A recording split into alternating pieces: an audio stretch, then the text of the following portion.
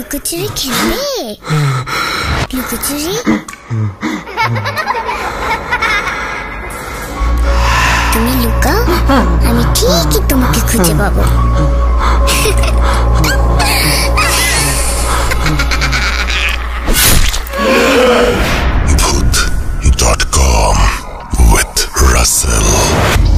Welcome back. আপনাদের সবাইকে স্বাগত জানাচ্ছি, আমি রাসেল। আশা করছি আপনারা সবাই ভালো আছেন, ভালোর তলে আছেন।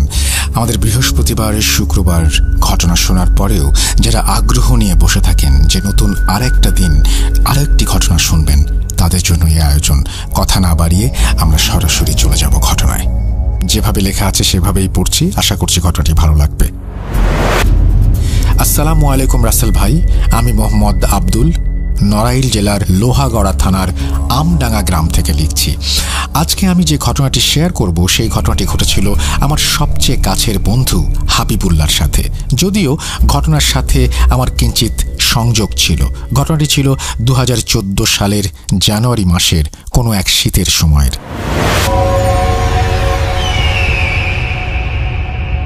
আমি আমার ছোট খালাদের বাড়িতে বেড়াতে গিয়েছিলাম। সন্ধ্যার পর মাগরিবের নামাজ শেষে আমিও আমার খালাতো ভাইয়ের কিছু বন্ধু মিলে লোহাগড়ায় জয়পুর ঈদগাহ মাঠে বসে আড্ডা দিচ্ছিলাম। ঠিক তখনই সেই সময় আমার বন্ধু হাবিবুল্লাহ ফোন দিল। আমি ফোনটা রিসিভ করতেই বলল, তুই কোথায় রে? আমি বললাম, আমি বেড়াতে এসেছি খালাদের বাসায়। তখন সে বলল, তুই এখনই বাড়িতে আসবি, আমি তোদের বাড়িতে থাকবো, সাথে আরও কিছু সমস্যা আছে, তাই দ্রুত বাড়িতে আয়। কিন্তু আমি বললাম, আজকে আসতে পারবো না, কালকে যেয়ে কথা হবে। এই কথাতে হাবিবুল্লাহ খুব রাগ হয়ে ফোনটা কেটে দিল। পরের দিন বিকেলে বাড়িতে যেয়ে আসরের নামাজ শেষ করে মসজিদের বারান্দায় বসলাম কি হয়েছে সেটা শোনার জন্য। তখন হাবিবুল্লাহ বলা শুরু করলো, গত পরশু রাতে সে তার রুমে ঘুমিয়েছিল। গভীর রাতে তার মনে হলো তার পায়ের দিকের কম্বলটা খুবই ভারী হয়ে আছে। প্রথমে সে মনে করলো হয়তো বেড়াল শুয়ে আছে, কেননা শীতের সময়ে অধিকাংশ বেড়াল কম্বলের ওপর ঘুমিয়ে থাকে। এই ভেবে সে বেড়ালটিকে একটা লাথি দিয়ে সরিয়ে দিতে চাইল। বেড়ালটির শুয়ে থাকা জায়গাটি ভারী লাগছিল। যখন বেড়ালটিকে লাথি দিতে গেল তখনই ঘটল একটা বড় বিপত্তি। লাথি দেয়া মাত্র বেড়ালটি আস্তে আস্তে যেন আরও ভারী হয়ে উঠল, আর তখন বেড়ালটি যেন বড় হয়ে বন্ধুর বুকের ওপর এসে বসল। আর কিছুক্ষণের মধ্যে ঘরের পরিবেশ অসম্ভব গরম হয়ে গেল, কিছুটা গন্ধে ভরপুর হয়ে গেল। হাবিবুল্লাহ তখন চেষ্টা করছিল বসতে, কিন্তু অতিরিক্ত ভারী হওয়ায় সে উঠে বসতে পারল না, আর ভয়ে তার শরীর কাঁপতে শুরু করেছিল। সে রাতে নাকি বন্ধু অনেক চিৎকার করে তার মাকে ডেকেছিল, কিন্তু কেউই তার কথা শুনতে পাচ্ছিল না। বলে রাখা ভালো, বন্ধুর মা, বাবা ও ভাবি অন্য একটি ঘরে থাকত। অনেক চিৎকার করার পরও কণ্ঠ থেকে কোনো আওয়াজ বা শব্দ বের হচ্ছিল না। মনে হচ্ছিল এখনই বুঝি জানটা বের হয়ে যাবে। বন্ধুর মনে হচ্ছিল বেড়ালটি খুবই রাগান্বিত ভাবে ওর মুখের দিকে তাকিয়ে আছে। ঠিক তখনই আল্লাহর রহমতে পাশের মসজিদ থেকে ভেসে এলো সুমধুর আজানের ধ্বনি, আর সেই ভারী ও গন্ধযুক্ত প্রাণীটি হাবিবুল্লাহর শরীর থেকে মিলিয়ে গেল। হাবিবুল্লাহ তখন কম্বলটি ফেলে দিয়ে দ্রুত ঘর থেকে বেরিয়ে উঠোনের মাঝে যেয়ে জোরে মা মা বলে চিৎকার করতে করতে অজ্ঞান হয়ে পড়ে যায়। হাবিবুল্লাহর চিৎকার ওর মায়ের কানে যেতেই দ্রুত ঘরের বাইরে এসে দেখে হাবিবুল্লাহ অজ্ঞান হয়ে পড়ে আছে। তখন সবাই মিলে ওকে ঘরে নিয়ে মাথায় পানি ঢেলে জ্ঞান ফেরায়। একথা শুনে আমডাঙ্গা পশ্চিমপাড়া গ্রামের ইমাম সাহেব হাফেজ আবু মুসার সাথে কথা শেয়ার করি, কেননা তিনি মাঝে মাঝে জিন ছাড়াতেন। তিনি বললেন, এশার নামাজ শেষ করে 4টি মাটির শুকনা টুকরা নিয়ে এসো। নামাজ শেষে আমরা হুজুরের রুমে প্রবেশ করি। হুজুর তখন মাটির 4টি টুকরো কোনো দোয়া পড়ে ফু দিলেন এবং বললেন, রুমে বিসমিল্লাহ বলে প্রবেশ করে ঘরের 4 সাইডে 4টি টুকরা রাখবে, ইনশাল্লাহ আর কিছু হবে না। তারপর হুজুরের সাথে কিছু সময় গল্প করলাম এবং হুজুরের সাথে ঘটে যাওয়া কিছু ঘটনা শুনলাম, যা পরবর্তীতে লিখে পাঠাবো। ওই দিন রাতে ঠিক করলাম আমি আমার বন্ধুর বাড়িতেই থাকবো, তাই বাড়িতে জানিয়ে তার বাড়িতে গেলাম আনুমানিক 10টার দিকে। হুজুরের কথা মতো বিসমিল্লাহ বলে রুমে প্রবেশ করতেই মনে হলো কিছু একটা ঘরের পেছনের দিকে ঘর ভেঙে বেরিয়ে গেল। দুজনেই ভয়ে কাঁপতে থাকলাম। ভয় কিছুটা কমলে ঘরের চারপাশে মাটির টুকরোগুলো রেখে বিছানাতে এসে শুয়ে পড়লাম। প্রচুর শীত পড়েছিল, তাই কিছু সময় গল্প করে আমরা প্রায় ঘুমিয়ে গিয়েছিলাম। গভীর ঘুম। হঠাৎই ঘরের টিনের চালের ওপর বিকট শব্দে কিছু একটা পড়ল, যে শব্দের কারণে দুজনে চিৎকার দিয়ে উঠলাম। আর শব্দ শুনেই হাবিবুল্লাহর বাবা লাইট হাতে পাশের ঘর থেকে বেরিয়ে এসে জোরে জোরে বলল, কে কে কে, কিসের শব্দ? তারপর তিনি চারপাশে ঘুরে ঘুরে দেখতে লাগলেন। রাত আনুমানিক 2টা কিংবা 3টা হবে। রুমের বাইরের সাইডে কে যেন হেঁটে বেড়াচ্ছিল আর ফিস ফিস করে কথা বলছিল। এগুলো দুজনেই শুনতে পাচ্ছিলাম। তারপর আবার ক্রমেই টিনের চালে শব্দ হতে লাগলো। মনে হচ্ছে কেউ দৌড়ে বেড়াচ্ছে টিনের চালের ওপর। আমরা দুজনেই ভয়ে লেপের নিচে ঘামতে শুরু করি। কিছুক্ষণ পর কেউ একজন কথা বলে উঠল, এ ঘরে আমাদের নাকি সে কোনোভাবেই শান্তিতে থাকতে দেবে না। তারপর পরিবেশ নিরিবিলি হয়ে যায়। আমরা দুজনে লাইট নিয়ে রুম থেকে বের হয়ে পাশের ঘরে যেয়ে বন্ধুর আম্মুকে ডেকে তুলে সবকিছু বললাম। তিনি তখন তার ঘরে মাটিতে একটি বিছানা করে দিলেন, সেখানেই আমরা শুয়ে পড়লাম। এরপর আর কোনো দিন আমার বন্ধু হাবিবুল্লাহ ওই ঘরে প্রবেশ করেনি। কিছুদিন পর বন্ধুর ভাগ্নের হাত ভেঙে যায় ওই ঘরের বারান্দা থেকে পড়ে। ভাগ্নি মাঝে মাঝে ওই বাড়িতে আসলে পাগলামি করে। এক কথায় বলতে গেলে ওই বাড়িতে বিভিন্ন সমস্যার সম্মুখীন হচ্ছিল তাদের পরিবার। এর 6-7 মাস পরে ওই জায়গা ছেড়ে দিয়ে অন্য একটি জায়গা ক্রয় করে একটু দূরে নতুন বাড়ি করে এখন আলহামদুলিল্লাহ সবাই ভালো আছি। আর পূর্বে যে জায়গাটি ছিল সেটি অবশ্য ছিল বন্ধুর ছোট মামার জায়গা। ঘটনাটি আশা করি পড়বেন। এই ঘটনাটি 100% সত্য। জায়গা ও সকলের নামগুলো আসল দেয়া হলো। সময় পেলে আরও কিছু ঘটনা শেয়ার করব, এই বলে হাবিবুল্লাহ তার ঘটনা শেষ করেছেন। আশা করছি এই ঘটনাটি আপনাদের ভালো লেগেছে। যদি ভালো লাগে অবশ্যই আমাদের জানাবেন, যদি ভালো না লাগে সেটাও আমাদের জানাবেন। আজ এই পর্যন্তই, ফিরে আসবো আবারও। সেই পর্যন্ত সবাই ভালো থাকুন, সুস্থ থাকুন, মোস্ট ইম্পর্টেন্টলি ভূত.com এর সাথে থাকুন। আল্লাহ হাফেজ।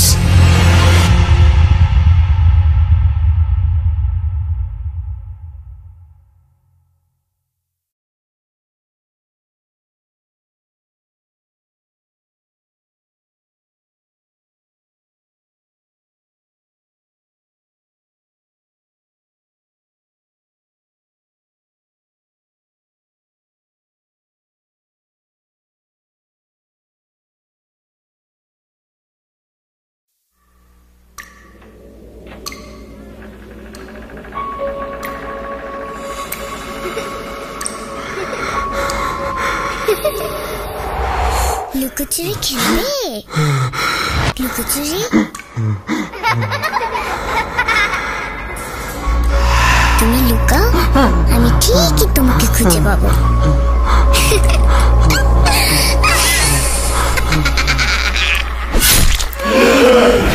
Voot.com with Russell.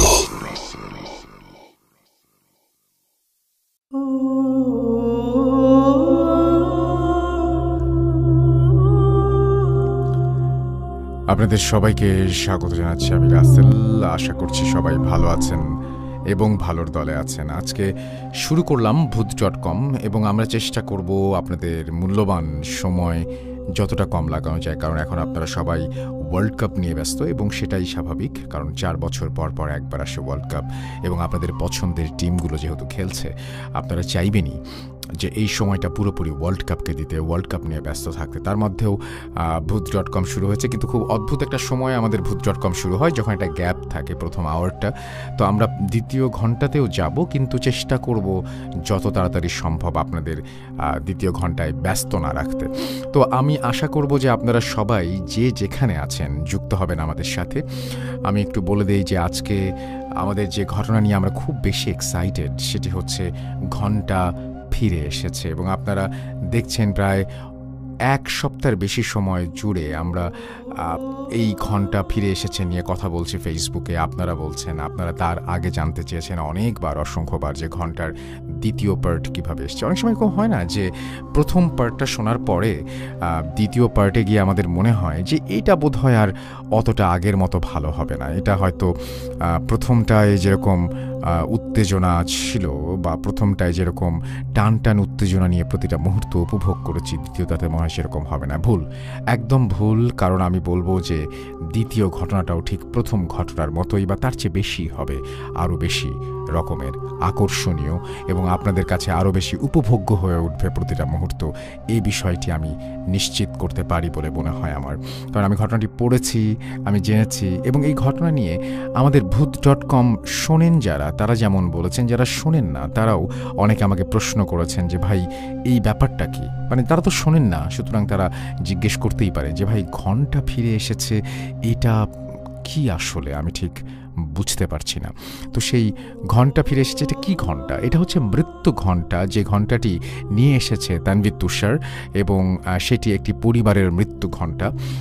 সেই পরিবারটিও তানভীর তুষার আজকে জানাবে যে কেন সেই পরিবারটি এরকম মৃত্যুর মুখে পতিত হতে নিয়েছিল এবং সেই তার শেষ পরিণতি কী হয়েছিল, সেই সমস্ত কিছু আপনারা জানবেন। ঘন্টা ফিরে এসেছে আজকে দ্বিতীয় পর্ব শুধু নয়, আজকে শেষ পর্ব বলতে পারেন। এরপরে যদি আবার ঘন্টা দিয়ে কোনো ঘটনা ঘটে তাহলে ডেফিনেটলি আমরা আবারও জানবো এবং তখন আমরা আবারও কথা বলবো। তো এই ঘন্টা নিয়ে আমাদের আসলেই মানে অনেক অনেক অনেক অনেক অনেক প্রত্যাশা, অনেক কিছু, এবং আমি বিশ্বাস করি যে যারা প্রশ্ন করতে চান তারা কমেন্ট সেকশানে প্রশ্ন করুন। আমরা একটা মানে আজকে একটা নিয়ম বলবো না, আমরা আজকে একটা অনুরোধ করেছি, সেটা হচ্ছে আপনারা সবাই জানেন যে ওয়ার্ল্ড কাপ নিয়ে আমরা এখন বিভিন্ন দেশকে সাপোর্ট করি এবং উন্মাদনা থাকবে, এটা খুব স্বাভাবিক।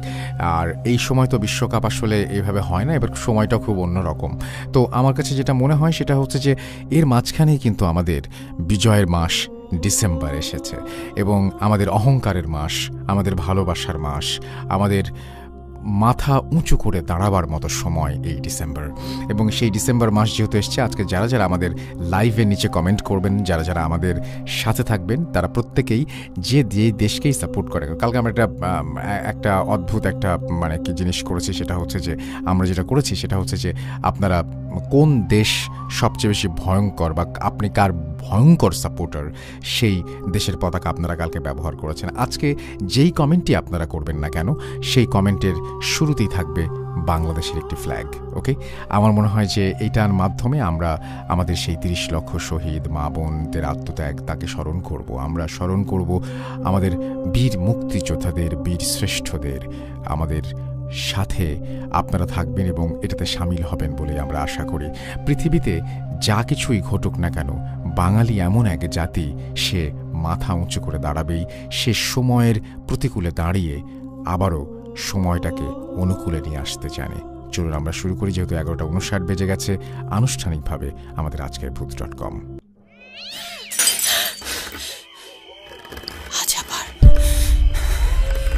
শুনতে পাচ্ছেন শব্দটা? ভয়ের আরেক নাম ভূত.com with Russell.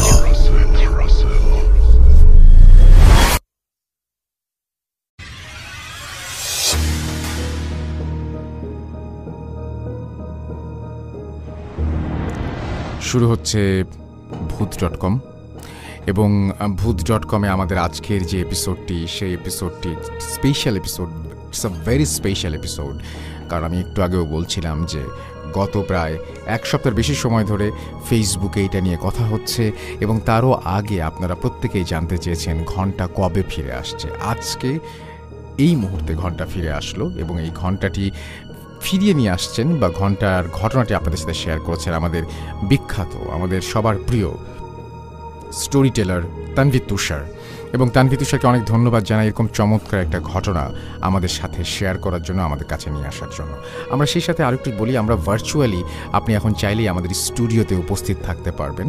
শুধুমাত্র আপনারা যখন ইমেল করে ঘটনা পাঠাবেন, সেই ঘটনার সাবজেক্টে লিখতে হবে যে ভার্চুয়ালি স্টুডিওতে থাকতে চাই। তাহলেই আপনার ঘটনা যদি সিলেক্টেড হয়, আমরা আপনাকে জানাবো কিভাবে আপনি ভার্চুয়ালি আমাদের সঙ্গে উপস্থিত থাকবেন, ঘটনা শেয়ার করবেন সেই ব্যাপারে। এবং আমি চাই যে পৃথিবীর বিভিন্ন জায়গায়, বাংলাদেশের বিভিন্ন প্রান্তে অসংখ্য ঘটনা ছড়িয়ে আছে, যারা হয়তো লেখার সময় পাচ্ছেন না বা যারা হয়তো রেকর্ডিংয়ের চাইতে মনে করেন যে আহা, এটা যদি স্টুডিওতে শেয়ার করা যেত তাহলে হয়তো অনেক ভালো হতো। এবং আপনারা সবাইও স্টুডিওতে শেয়ার করা ঘটনার মানে জন্য বেশি ভোট করেছেন। আপনার মনে আছে নিশ্চয়ই যে আমরা চেয়েছিলাম যে আপনারা কোন ধরনের ঘটনা শুনতে চান। তো আমরা দেখেছি যে ইমেইল সবাই খুব পছন্দ করেন, এবং তারপরেই যদি যেটা আছে সেটা হচ্ছে পছন্দ করেন যেটা হচ্ছে আমার সাথে কনভারসেশনের মাধ্যমে যে ঘটনাগুলো সবাই শেয়ার করেন। তো সেই ঘটনাগুলোর আমি সংগ্রহ করতে চাই আবারও। এবং কোভিডের পরে যেটা হয়েছে সেটা হচ্ছে আমরা সবাই এখন যারা কাজ করি, যারা হচ্ছে অনেকেই মনে করি যে ক্লাসটা তো অনলাইন ক্লাসই ভালো ছিল, এখন আবার এরকম যে ক্লাস করতে হবে কেন, মিটিংটা তো অনলাইনেই ভালো ছিল।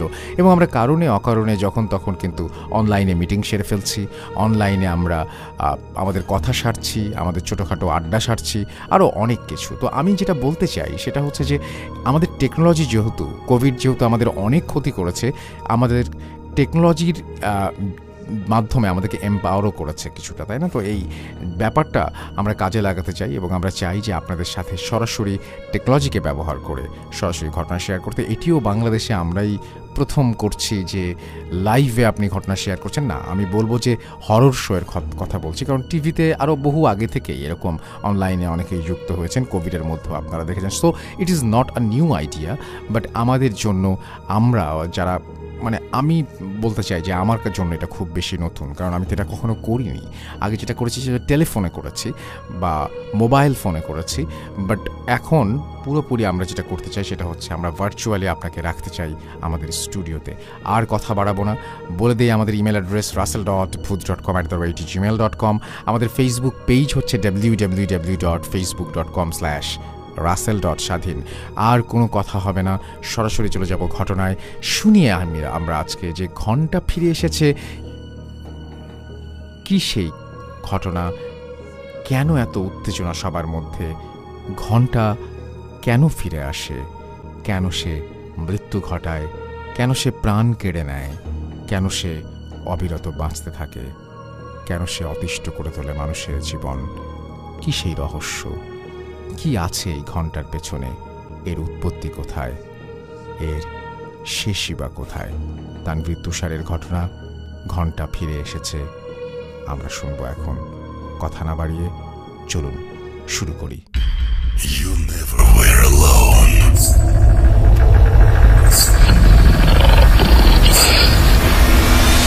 Juju আসছে।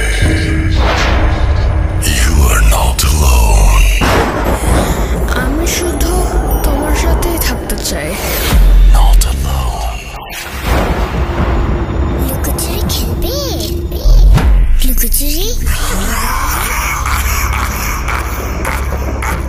You will never be alone.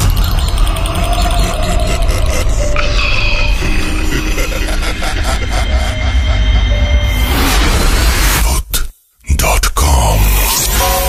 The fear returns with Russell.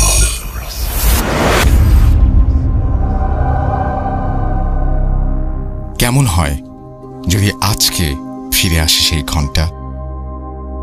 ঘন্টা নিয়ে আমরা কথা বলছি অনেক দিন থেকে, এবং ঘন্টার এই ঘটনার জন্য আপনারা অপেক্ষা করছেন অধীর হয়ে। আর সেই তানভীর তুষারের ঘন্টার ঘটনাই আজকে শোনাবো আপনাদের। যেভাবে লেখা আছে আমি সেভাবেই শুরু করছি। রহস্যময় ঘন্টার রেখে যাওয়া সেই প্রশ্নগুলো কি মনে আছে আপনাদের? আমি তানভীর তুষার, এই ঘটনাটি আমাকে সংগ্রহ করে পাঠিয়েছেন সৌমিক দাস। অনিল লাশ চুরি করতে গিয়ে খোঁজ পায় একটি অদ্ভুত ঘন্টার, আর তা তার জীবনকে করে তোলে দুর্বিষহ। এরপরে অনিলকে যখন নৌকার মাঝে পাওয়া যায়, তারপরে তাকে বাড়িতে আনা হয়। বাড়িতে আনার পরে তার সাথে কাজ করা সেই দুজন তাকে দেখতে যায়, আর অনিল জানতে পারে তারা সেদিন তার সাথে লাশ তুলতে যায়নি। তারা যখন নদীর পাড়ে পৌঁছায় তখন সেখানে কাউকে দেখেনি, না অনিল আছে না নৌকা বাঁধা আছে ঘাটে। তারা ভাবে অনিল হয়তো নৌকাটা অন্য কোথাও রেখেছে। তারা বেশ অনেক সময় অপেক্ষা করে যখন দেখে অনিল এখনো আসে না বাড়ি থেকে, তখন তারা বুঝতে পারে অনিল হয়তো আজকে আর আসবে না। তাই তারা ফিরে চলে যায় বাড়িতে।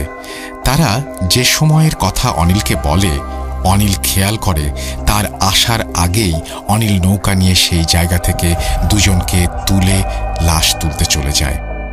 অনিলের সাথে সেই দুইজন কে ছিল তা অনিলের অজানাই থেকে যায়। অনিলের তখন শরীরে প্রচুর জ্বর। বাড়িতে সবাইকে জানায় মাছ ধরতে গিয়ে ভয় পেয়ে তার এই অবস্থা হয়েছে। পাশের একজন কবিরাজ এসে তাকে ঝাড়ফুঁক করে, কিন্তু সেই ঘণ্টা থেকে সে যেন নিস্তার পায় না। সে এক কাহিনী প্রতি রাতেই। ঘণ্টার শব্দ ভেসে আসে আর তার মনে হয় বাইরে কেউ দৌড়ে বেড়ায়। বেশ বিরক্ত হয়ে যায় অনিল। আর মৃত্যু ভয় তো আছেই, এভাবে তো আর বেঁচে থাকা যায় না। প্রতি রাতে মৃত্যু নিয়ে ভয়। রাত হলেই যেন নেমে আসে এক ভয়াবহতা। তাই অনিল এবার কিছু একটা করতে চায় এই ঘণ্টার। অনিলের বাবা সেই সময় 3 গ্রাম পরে দর্জির কাজ করত। ছেলের এই দুর্ঘটনার কথা তার কানেও যায়, যদিও তিনি 2-3 সপ্তাহ পর পর বাড়িতে আসেন। কিন্তু এই ঘটনা শোনার পর সেদিন কাজ শেষ করেই তিনি বাড়িতে রওনা দেন। তার দোকান থেকে 2 গ্রাম পরে মাঠের মতো একটা জায়গা পার করে নিজের গ্রামে আসতে হয়। সেদিন কাজ শেষ করতে করতে বেশ ভালো রাত হয়ে যায় তার। তিনি যখন 2 গ্রাম পার করে মাঠে নেমে পড়েন তখন বেশ অন্ধকার ছেয়ে গেছে। আবছা দেখা যাচ্ছে সবকিছু। পেছনের গ্রাম আর দেখা যাচ্ছে না, অন্ধকারে তা মিলিয়ে গেছে। সামনের গ্রামও দেখা যাচ্ছে না। তিনি মাঠের মাঝামাঝি, হাতে একটা ছোট লাইট, যার আলো বলতে ওইটুকুই পথের একটু জায়গা থেকে কোনো রকমে দেখা যায়। লাইটের চার্জ নেই। এদিকে ঠিক তখনই কানে ভেসে আসলো মৃদু এক ঘণ্টার শব্দ। বেশ অবাক হয়ে যান তিনি। এই রাতে এই ফাঁকা মাঠে ঘণ্টা বাজায় কে?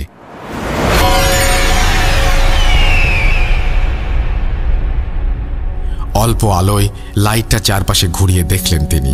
কিছুই দেখা গেল না। আরও একটু জোরে হাঁটা শুরু করলেন তিনি। এবার মনে হলো শব্দটা তাকে ঘিরে চক্রাকারে ঘুরছে। থেমে গেলেন তিনি। কি হচ্ছে আর এখন ঠিক কি করা উচিত কিছু যেন মাথায় কাজ করছে না তার। হঠাৎ মনে হলো ঘণ্টার শব্দটা সামনে থেকে ধেয়ে আসছে তার দিকে। আস্তে আস্তে যেন জোরালো হয়ে উঠছে শব্দটা। শব্দটা যত কাছে আসছে তত একটা ছোট অবয়ব যেন অন্ধকার ফুঁড়ে বেরিয়ে আসছে তার দিকে। একটু পরেই তিনি দেখলেন বামন আকৃতির মানুষ একটা ঘণ্টা বাজাতে বাজাতে এগিয়ে আসছে তার দিকে। লোকটি খুব বেশি হলে 3 ফুট লম্বা হবে। তার পরনে সাদা ধপধপে ধুতি আর গলা থেকে ঝুলে আছে একটা পৈতা। বামনটি ঘণ্টা বাজাতে বাজাতে পাশ কাটিয়ে চলে যায় অনিলের বাবার। তিনি কিছুটা অবাক হয়ে যান। এত রাতে এই লোক কোথা থেকে আসলো? আর এই ফাঁকা মাঠে এই অন্ধকারেই বা সে ঘণ্টা বাজিয়ে কি করে? এসব ভাবতে ভাবতে তিনি আবার হাঁটা দিলেন বাড়ির পথে। কিছু দূর আসতেই আবার সেই ঘণ্টার শব্দ। এবার ভেসে আসছে পেছন থেকে। আবার আগের মতো পেছন থেকে আস্তে আস্তে জোরে শব্দটা ভেসে আসছে কাছে। হঠাৎ পাশ কাটিয়ে পিছন থেকে সামনে এগিয়ে গেল সেই বামন। তিনি আরও জোরে হাঁটা দিলেন, কিন্তু এই বামনের সাথে তার কোনো মতেই তিনি হেঁটে পেরে উঠছিলেন না। এবার একটা নির্দিষ্ট দূরত্ব রেখে হাঁটা শুরু করলো বামন। আর তিনি লাইট মারলেন বামনের দিকে বিরক্ত হয়ে, আর জোরে ডাক দিয়ে বললেন, এই তুমি কে বলো তো? এই রাতের বেলা আমার সাথে এমন করছো কেন? বামনটি থেমে গেল। এটা দেখে অনিলের বাবাও থেমে গেলেন। বামনটি পেছনে ফিরে কিছুটা এগিয়ে আসলেন তার দিকে। এরপরে মুখটা গম্ভীর করে বললেন, সাবধানে থাকিস তোরা সবাই। অনেক বড় ভুল হয়েছে, অনেক বড় ভুল, অনেক বড় শক্তি। তোরা কি পারবি এই শক্তির মোকাবেলা করতে? ঘণ্টা ফিরে এসেছে, ঘণ্টা ফিরে এসেছে, ঘণ্টা ফিরে এসেছে। বলেই পিছনে ফিরে অন্ধকারে হেঁটে মিলিয়ে গেল বামনটি। অনিলের বাবা কিছুই বুঝতে পারল না কি হলো বা কি বলে গেল। তিনি মনে করলেন অনেকদিন গ্রামে নেই, তাই হয়তো নতুন কোনো পাগল এসেছে গ্রামে। ব্যাপারটা তেমন পাত্তা না দিয়ে তিনি বাড়ি চলে গেলেন। বাড়িতে যেয়ে খাওয়া দাওয়া শেষ করে ঘুমিয়ে পড়লেন। অনেক পথ হেঁটে এসেছেন, শরীর বড্ড ক্লান্ত। ঘুমে যেন তার চোখ বন্ধ হয়ে আসছে বারবার। যা কিছু হয়েছে বাড়িতে কাল সকালে কথা বলা যাবে। ঘুমিয়ে পড়লেন তিনি। হঠাৎ একটা মৃদু শব্দে ঘুম ভেঙে গেল তার। মনে হচ্ছে টিনের চালের ওপর দিয়ে কেউ হেঁটে যাচ্ছে। উঠে বসলেন তিনি। এর মাঝেই সেই পরিচিত ঘণ্টার শব্দ। বেশ বিরক্ত হয়ে যান। শব্দটা আস্তে ধীরে আবার আগের মতো কাছে এগিয়ে আসছে। শব্দটা এখন যেন অনেক বেশি তীব্র, আগের মতো এতটা মৃদু না। কান ঝালাপালা হয়ে যাচ্ছে। অনিলের মা উঠে বসলেন পাশে। অনিলের মা বললেন, এই যে এই শব্দটা শুনতেছেন, এই সমস্যা বাড়ির। এই থেকেই যেন এত কিছুর শুরু হয়েছে। রাতে বাড়ি আসার সময়ের সেই অদ্ভুত ব্যাপারটা অনিলের বাবা বললেন। দুজনের কেউ কিছু বুঝতে পারল না। সারা রাত আর ঘুম হলো না। তার মনে হচ্ছে অনিলের ঘর থেকে ঘন্টা বেজেই চলেছে, বেজেই চলেছে, বেজেই চলেছে। সকালে ওঠার পরে অনিলের ঘরের সামনে গেল তার বাবা। অনিলকে ডেকে বলল, কি হয়েছে তোমার? সারা রাত ধরে এই যে ঘন্টা বাজালে, এতে ঘুমানো তো দায় হয়ে গেছে। অনিল তখন সব ঘটনা খুলে বলে তার বাবাকে। তবে লাশ চুরির কথাটা না বলে সে মাছ ধরতে যে ঘন্টাটা পায় নদীর পাড়ে, এটা জানায়। তার বাবা সব শুনে তারা দুজনে মিলে খোঁজ করতে থাকে এমন একজনকে যে পারবে এই বিপদ থেকে তাদের রক্ষা করতে। বেশ কদিন খোঁজা হলো এমন লোক, আর তার মাঝেও তাদের বাড়িতে এই অত্যাচার চলমান। এর মাঝে হঠাৎ 5 দিন পরে এমন এক লোকের খোঁজ পায় তারা, যে এই সব কাজ করে থাকে। দুজনে মিলে ঠিক করলো আজই বিকেলে এই ঘন্টা সাথে করে নিয়ে যাবে সেই লোকের কাছে। যে করেই হোক এর থেকে মুক্তি পেতে হবে। বিকেলে দুজন রেডি হয়ে চলে গেল সেই লোকের কাছে। অনিলের কাছে হাতে সেই ঘন্টার ব্যাগ। লোকটার কাছে যাওয়ার পরে ঘন্টার ব্যাগটা দিয়ে এর সমস্যার কথা খুলে বলল অনিল। লোকটি তাদের আশ্বস্ত করল এই সমস্যা ঠিক করে দেবেন তিনি। তারপরে তিনি ঘন্টাটা নিজের কাছে রেখে দিলেন আর বললেন, আমি খবর দিলে আসবেন। বাড়ি এসে অনিলের বাবা আবার কাজে চলে যায়। বেশ শান্তিতে আছে তারা, আর কোনো সমস্যা নেই। হাঁপ ছেড়ে বেঁচেছে অনিল। মনে হলো অনেক বড় বোঝা নেমে গেছে বুক থেকে। এর প্রায় 10 দিন আর কোনো সমস্যা হলো না। সবকিছু স্বাভাবিক। অনিল বাবা আবার আসছেন একদিন আগে বাড়িতে। অনিল আর তার বাবা উঠোনে বসে গল্প করছে সকালবেলা। হঠাৎ দেখলেন দূর থেকে একটা লোক আসছে তাদের দিকে। সেই লোক কাছে এসে বলল, আপনারা যাকে ঘন্টা দিয়ে এসেছিলেন তিনি আমাকে পাঠিয়েছেন। আপনাদের যত দ্রুত সম্ভব দেখা করতে বলেছেন, আর সম্ভব হলে এখনই আমার সাথে যেতে বলেছেন আপনাদের। অনিল আর তার বাবা রেডি হয়ে লোকের সাথে চলে যায়। লোকটি তাদের নিয়ে সোজা চলে গেলেন একটা হাসপাতালের দিকে। তারা কিছুটা অবাক হয়ে জিজ্ঞেস করল, এদিকে কেন? লোকটি তাদের বলল, আপনারা আসেন, আমি কিছু জানি না, তিনি আপনাদের সব বলবেন। অনিল আর তার বাবা যেয়ে দেখলেন একটি বেডে ডান হাত আর মাথায় ব্যান্ডেজ করা অবস্থায় শুয়ে আছে সেই কবিরাজ। অনিল আর তার বাবাকে দেখে কেঁদে ফেললেন সেই লোক। অনিল এগিয়ে এসে বলল, আপনার এই অবস্থা হয়েছে কি করে? লোকটির চোখ ছলছল করে উঠল। কান্না জড়ানো কণ্ঠে অনিলের দিকে তাকিয়ে বলল, আমার অনেক বড় সর্বনাশ হয়ে গেছে। আমার ছেলেটা নেই, ও কেড়ে নিয়েছে আমার ছেলেকে। বলেই কেঁদে উঠল লোকটি। তার চোখ দিয়ে গড়িয়ে পড়ল পানি। চোখটা মুছে লোকটি বলতে শুরু করল, তোমরা যখন আমাকে ঘন্টা দিয়ে গেলে তারপরে থেকেই ঘটতে থাকে অস্বাভাবিক সব ঘটনা। আমি জীবনে অনেক সমস্যা ঠিক করেছি, তাই এটা নিয়ে আমার তেমন কোনো চিন্তা ছিল না। আমি ঘন্টাটি আমার ছেলের ঘরে রেখেই ঘুমিয়ে গিয়েছিলাম। কিছু কাজ নিয়ে ব্যস্ত ছিলাম 2 দিন, কিন্তু প্রথম রাত থেকে একটা ঘন্টার শব্দ শুনতে পেতাম আমরা সবাই। মনে হতো বাড়ির চারপাশে সেটি চক্রাকারে ঘুরছে। আস্তে আস্তে তা এত বেশি তীব্র হয়ে উঠল যে ঘুমানো দায় হয়ে গেল। পরদিন আমি ঘন্টাটা নিয়ে বসি খোঁজ করার জন্য। সেদিন কিছু জানতে পারিনি, আর ঘন্টাটা রেখে রাতে শুয়ে পড়ি। সেদিন রাতে খেয়াল করি আমার টিনের চালের ওপর দিয়ে কেউ এ মাথা থেকে ও মাথা দৌড়ে যাচ্ছে। আমি উঠে বসলাম। তবে আজ ঘন্টার শব্দটা কেমন যেন একদিক থেকে ভেসে আসছে, চারপাশে ঘুরছে না। শব্দটা আস্তে আস্তে তীব্র হতে শুরু করলো। আমি লাইট হাতে বের হয়ে পড়লাম। তখন মনে হলো শব্দটা আমার ছেলের ঘর থেকে আসছে। আমার বউ সহ আমি ছেলের ঘরের দিকে গেলাম। গিয়ে দেখি দরজা ভেতর থেকে দেয়া। আমরা এত ডাকাডাকি করি, ছেলে কোনো উত্তর দেয় না। রুম থেকে একভাবে সেই ঘন্টার শব্দ হয়েই আসছে তো হয়েই আসছে, কোনো নিস্তার নেই। আমরা দরজার খিল ভেঙে ভেতরে গিয়ে দেখি আমার ছেলে ঘণ্টা হাতে দাঁড়িয়ে আছে, আর ঘণ্টা বাজিয়ে যাচ্ছে এক মনে। আমরা যেভাবে ঢুকলাম বা তার সামনে দাঁড়িয়ে আছি, এটাতে তার বিন্দুমাত্র কোনো হেলদোল নেই। ওর মা ওকে ধাক্কা দিল, তাও কথা বলে না, একভাবে ঘণ্টা বাজিয়ে যাচ্ছে। এদিকে দেখি ঘণ্টা দিয়ে হাত কেটে রক্ত বের হয়ে যাচ্ছে তার, তাও সে ঘণ্টা বাজিয়ে যাচ্ছে।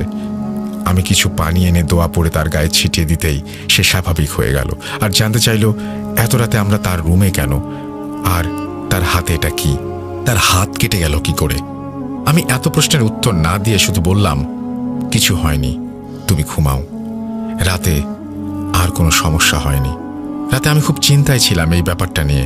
আগে অনেক কাজ করেছি, কিন্তু আমার পরিবারের ওপরে তো এমন কোনো সমস্যা নেমে আসেনি। সকালে ঘুম থেকে উঠেই আমি ছেলেকে ওর নানির বাড়িতে পাঠিয়ে দিলাম। একদিন পরে রাতে আমি আবার ঘণ্টা নিয়ে বসলাম। আমার পরিচিত এক জিনের মাধ্যমে খোঁজ নিয়ে জানলাম, যা অনেক অস্পষ্ট।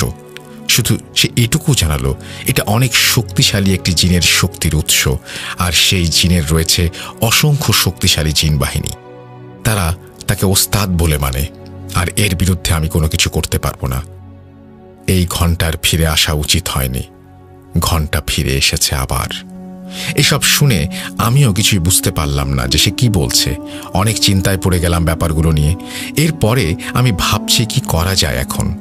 এর মাঝেই মাঝরাতে বাইরে থেকে কেউ একজন আমার নাম ধরে ডেকে উঠল। আমি বাইরে যেতেই সে বলল, তোর ছেলে অনেক অসুস্থ, তাড়াতাড়ি যা ওর কাছে, না হলে ওকে বাঁচাতে পারবি না। ঘণ্টা ওকে নিয়ে যাবে, শেষ করে ফেলবে ওকে, বলেই লোকটি যেন অন্ধকারে মিলিয়ে গেল। আমি কি করব বুঝতে না পেরে বাড়ি থেকে বের হয়ে পড়লাম আমার শ্বশুর বাড়ির উদ্দেশ্যে। আমার বাড়ি থেকে আমার শ্বশুর বাড়ি প্রায় 10 কিলোমিটারের পথ। এর মাঝে আবার নদীও পার হতে হবে। এই মাঝরাতে আমি কোনো যানবাহন বা নৌকা পাবো কিনা জানি না, কিন্তু আমি তবুও সময় নষ্ট না করে বেরিয়ে গেলাম। রাস্তা দিয়ে হেঁটে আমি ফসলি জমি আর মাঠের মাঝে দিয়ে হাঁটা শুরু করলাম। আমি হাঁটছি আর শিরশির করে বাতাস এসে লাগছে আমার মুখে। চারপাশে ঘন কালো অন্ধকারে ঘেরা। এর মাঝেই যেন সেই ঘণ্টার শব্দটা আমি মৃদু শুনতে পাচ্ছিলাম আমার চারপাশে। এটা একটা বৃত্তাকারে আমার চারপাশে ঘুরছিল। আমি চারপাশে লাইট মারলাম, কিন্তু কিছুই দেখতে পাচ্ছিলাম না। এমনভাবেই আমি নদীর চারপাশে পৌঁছে গেলাম। চারপাশে শুনশান নীরবতা, নদীর পানির শব্দ ছাড়া আর কিছু নেই। নদীর ঘাটে নামলাম, দেখি 2টা নৌকা বাঁধা আছে। পাশেই একটা খড় দিয়ে বানানো ডেরা ঘর। সেদিকে তাকিয়ে আমি জোরে ডাক দিলাম, কোনো মাঝি ভাই আছে নদীর পাড়ে? কিন্তু কোনো উত্তর নেই। আমি আবার জোরে ডাক দিলাম, কোনো মাঝি ভাই আছে? থাকলে আমাকে নদীটা পার করে দিন। কিন্তু কোনো উত্তর নেই। আমি আবার জোরে ডাক দিলাম, এবারও কোনো উত্তর নেই। ভাবলাম কেউ হয়তো নেই, তাই আমি একটা নৌকার বাঁধন খুলে উঠে পড়লাম। সকালে এসে তাদের বুঝিয়ে দিয়ে বলবো এই আশায়। আমি তেমন ভালো নৌকা চালাতে পারছিলাম না, কিন্তু আমাকে যেতেই হবে। একজন বাবার কাছে তার সন্তানের চেয়ে বড় আর কিছু নেই। আমি যখন মাঝ নদীতে, তখন হঠাৎ দেখি নৌকার সামনের মাথায় কিছু একটা বসে আছে।